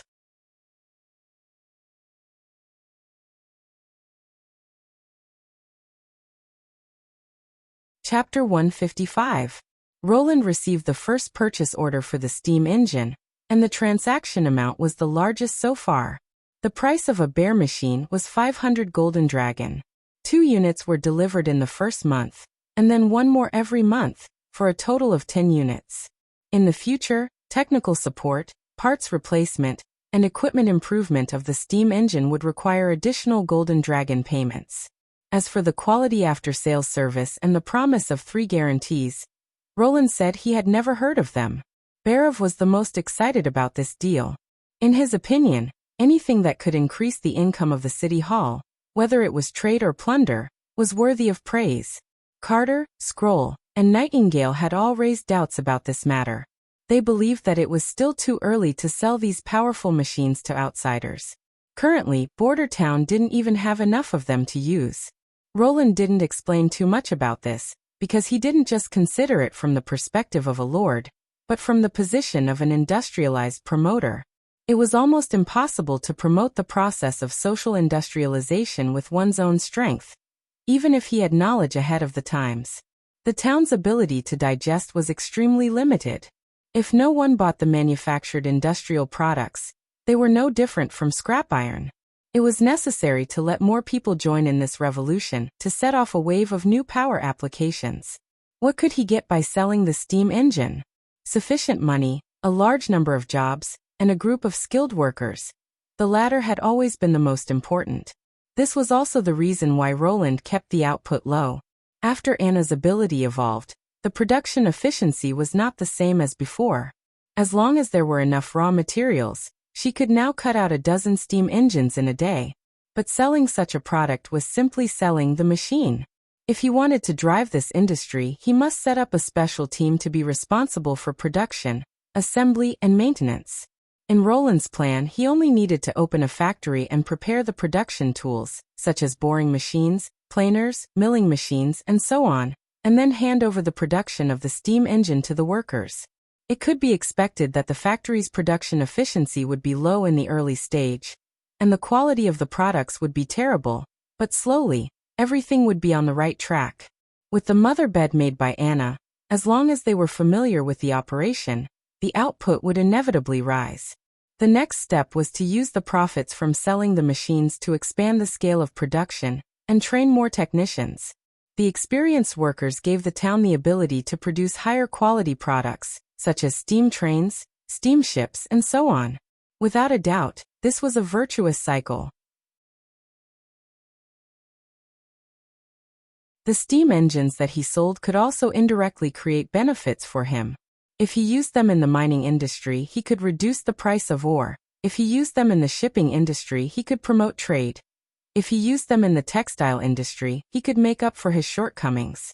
Roland was eager to quickly popularize steam power throughout the country, as long as these machines were produced in Border Town. Once he unified Grey Castle, it would save him a lot of effort. He had also considered the possibility of the buyer imitating the steam engine. But the new steam engine would use a round cylinder drilled by a boring machine, plus some deliberately designed complex parts. Relying on the current level of technology, he was afraid that it would be very difficult for them to produce a qualified machine in a short time, even if they had witches who specialized in high temperature. To be able to negotiate such a large order and find a channel to sell industrial products, Roland should have been elated. However, he realized that he was not happy at all. It's sunny outside. Why do you still have a bitter face? Nightingale crossed her long legs and sat on the desk, holding a plate of dried fish slices in her hands. Are you still worried about the news from the church? When Scroll was not around, Nightingale's behavior was particularly casual, and she often stayed in the corner of the desk and the reclining chair by the wall. To the other lords, this was obviously an affront. However, Roland knew that he didn't care, and she also knew this. I've been wondering why the church supported me and Garcia to compete for the throne at the same time, but now I understand. If my guess is correct, I'm afraid that Timothy has also received an invitation from the church. He frowned. In addition to the order, Marjorie also brought him a lot of information about King's City, one of which greatly surprised Roland. It was that the church had attacked and taken over the kingdom of Everwinter. And according to Marjorie, it seemed that they planned to take a step forward and launch an attack on the kingdom of Wolfheart. This news was like a bolt from the blue, and it connected all the ominous signs that had been lingering in his mind together. Supporting the three of you to compete for the throne at the same time? Not supporting, but consuming. Roland shook his head. The church doesn't care if the war spreads to the whole country. Or in other words, they are happy to see Grey Castle fall into internal strife. As for the churches and believers being involved in the war, it is not within the scope of their concern. Grey Castle is not as weak as the kingdom of Everwinter. It has a vast territory and a large number of people, and if they attack it, the Judgment Army will lose more than half. Only after we kill each other will he be able to occupy the kingdom of Grey Castle at the lowest cost. After that, they can have as many believers as they want, and they can build churches however they want. Those pills are just a well-prepared trap. The decree issued by Wimbledon III for the throne was equivalent to giving the church a chance to manipulate the situation. If Grey Castle, the kingdom of Wolfheart, and the kingdom of Everwinter were destroyed one after another, the only kingdom of Dawn could not survive alone. The church's real purpose was probably to unify the four kingdoms. Considering the slow transmission of the news and the indifference of the people to the political situation, it was likely that people would only wake up when the church arrived at their doorstep. This was also the reason why Roland felt anxious. In this era, there was no basis to establish a united front, and it was a pipe dream to expect the nobles of Grey Castle to cross the border to help. When the church's army arrived at the city, the last thing he could rely on was probably the people in the western region. But you also have a new weapon. The Judgment Army is not much stronger than the ordinary knight. I don't think they can defeat you. He remembered that when Nightingale mentioned the huge church, she only felt a sense of fear. Now she had such great confidence in himself, which was slightly beyond Roland's expectation. He forced a smile, but sighed in his heart. It was not difficult for Anna to produce a revolving rifle. The trial production of a revolving rifle and 2 revolvers, whether it was the reset trigger or the automatic wheel, were very good. But if the problem of firing bullets could not be solved, the new weapons would have no practical value. In the absence of the development of mercury fulminate, he had to use some substitute materials as the primer. I hope the guards who went to Redwater City can bring good news, Roland thought. At this moment, Lightning, who had regained her usual vigor and was in the middle of her daily training, flew into the office with unexpected news. The flag on a slope in the woods on the east side of Border Town had been changed to blue.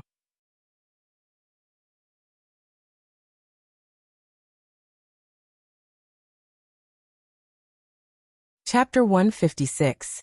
Theo climbed up a small hill, from where he could already vaguely see the outline of the Lord's castle in Border Town. I'm finally back, he thought. It took him nearly a month and a half to leave, but it only took him 7 days to return. Most of the time was spent on the road from Silver City to Redwater City. Although Ashes herself didn't care, he still chose a less traveled path to reduce the possibility of being watched by the church. Ashes was the witch who was called the guide, but Theo wasn't sure whether this name was real or not. She always wore a black robe, and carried a large sword wrapped in cloth on her back. Her long black hair was simply tied into a ponytail, hanging down to her waist. Whether it was riding or taking a boat, she rarely paid attention to herself. Instead, she walked alone in front, looking around at the scenery. Probably for her, this trip to Border Town was nothing more than a relaxing sightseeing trip. Sometimes Theo also doubted his own judgment. Was she really a warrior? Her robe wasn't tight, it was easy to trip her hands and feet, and her long hair was equal to many flaws. Moreover, Ashes didn't seem to be afraid that he would attack her from behind. These days, he mostly looked at her back. He didn't think that witches were born to trust others easily. He could only guess that she had enough ability to protect herself. Even a god stone of retaliation wouldn't be able to pose a threat to her. Theo circled around the hillside and soon found his target. A flagpole with a red strip of cloth. He dug out a bundle from the mud next to the flagpole and replaced the previous red flag with the folded blue cloth, then clapped his hands and sat down on the ground. Is that it? Ashes asked. That's what they said. Theo wiped the sweat from his forehead. Go to the foot of the mountain northeast of the town, go up a stone path, find the flagpole at the top of the mountain, and replace the blue flag, then our people will notice it. The Witch Cooperation Association will only act at night, we will wait here. Ashes nodded, found a clean place to sit down, and held out her hand. Food. Wait. He opened his backpack, took out a piece of jerky, tore off half of it and stuffed it into his mouth, then threw the rest to the witch. Seeing the witch chewing the jerky in small bites, Theo couldn't help but sigh. In addition to a big sword on his body, he didn't even have a single copper eagle. Even though he was penniless, he still dared to swagger to border town with me. Along the way, he paid for the accommodation and meals. The room had to be a superior single bedroom, and the food had to be meat. Furthermore, he had to taste half of the food that was portable like dry rations. She was probably quite cautious in a field where she didn't have time to care about her abilities. However, wasn't the most prudent way to prepare the food himself?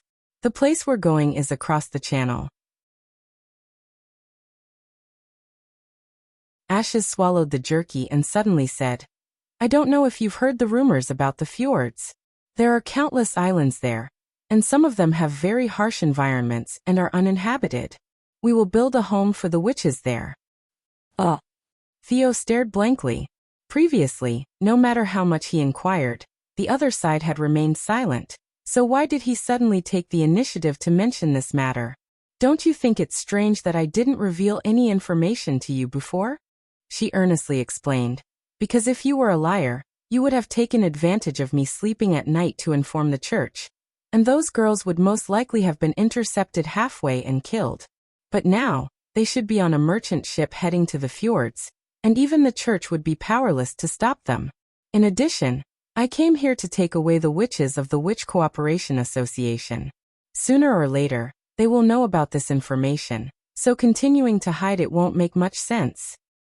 But even if I brought you here, you can't rule out the possibility that I'm a liar. That's right, it's true. Ashes said one word at a time. If in the end it's not the witches, then you will die here, together with those who tried to harm the witches. Well, Theo breathed a sigh of relief. Can I ask any other questions? She thought for a moment. If I can answer. Are you a person from Grey Castle? I've never seen such eyes. Theo decided to first ask about the other's origin. This kind of information was not sensitive, but it could also reduce the resistance in the other's heart. I was born in the kingdom of endless winter, but this has nothing to do with the color of my eyes. Since I became a witch, my eyes have become like this. Endless winter? That place is very far from Grey Castle. There are 2 kingdoms in between. How did you come to Silver City? I was sold into the church, and then... She paused. I wandered from the monastery in the old holy city all the way to the king of Grey Castle. Until I met her, only then did my wandering life end. Her? Theo asked curiously. Tilly Wimbledon, Ashes said with a warm look in her eyes. She took me in. The guard's heart suddenly shook. When he first heard the name, he thought it was just a coincidence, but with the addition of Wimbledon's surname, the meaning was completely different. The person who led the witches to the fjords, is it Roland Wimbledon's sister, the 5th princess of the kingdom? His voice was somewhat stuttering. She is your leader? Leader? You can think of it that way, she nodded. But for me, she is the most important person. The kind that no one can replace. As the night fell, the 2 people lit a bonfire on the hillside. Ashes took off the great sword, little by little unwrapping the cloth. This terrible weapon's blade was nearly as wide as her waist, and it was covered with marks left behind by previous collisions. The gray-black edge of the sword didn't have a sharp edge. It was obvious that it only relied on the weight of its slash to take a person's life. For the average person, just lifting this weapon would be very difficult, but in her hands, it was as light as a one-handed sword. How many blacksmiths would she have to rob in order to gather the materials needed to forge such a great sword? Theo thought, if His Royal Highness's witches didn't arrive soon, maybe I will become a victim of the sword. I heard that the Lord of Border Town is also Wimbledon. He decided to find something to say, otherwise the waiting time would be particularly difficult. Roland Wimbledon, the fourth Prince of Grey Castle, she said calmly. I have seen him before. What? Theo opened his mouth wide. After I was taken in by Tilly, I served as her guard in the palace, so naturally I had the opportunity to meet her siblings. Ashes seemed to have a very good understanding of the fourth prince. Incompetent, arrogant, ignorant and incompetent. It is hard to believe that he is actually Tilly's brother. And, in some ways, his courage is not small. As she finished speaking, her tone gradually became cold. Theo couldn't help but shiver. When he had served in the palace, he had heard a lot of rumors about His Royal Highness, such as that he had a big mouth, a cunning mind, and liked to molest other people's maids. Although he didn't use force or violence to threaten the other side, it was inevitable that he would take advantage of them. It shouldn't be. At this moment, Ashes suddenly stood up, staring in the direction of the path. Someone is coming, more than one. You're tuning in to the Li Mei's Wuxia Whispers YouTube channel. We're so grateful for your support, and don't forget to subscribe to join us on this incredible journey through captivating stories. Your generosity through donations truly makes a world of difference, as it's the primary source of revenue that allows me to expand and enhance this channel for you. Thank you from the bottom of my heart for being a part of this adventure.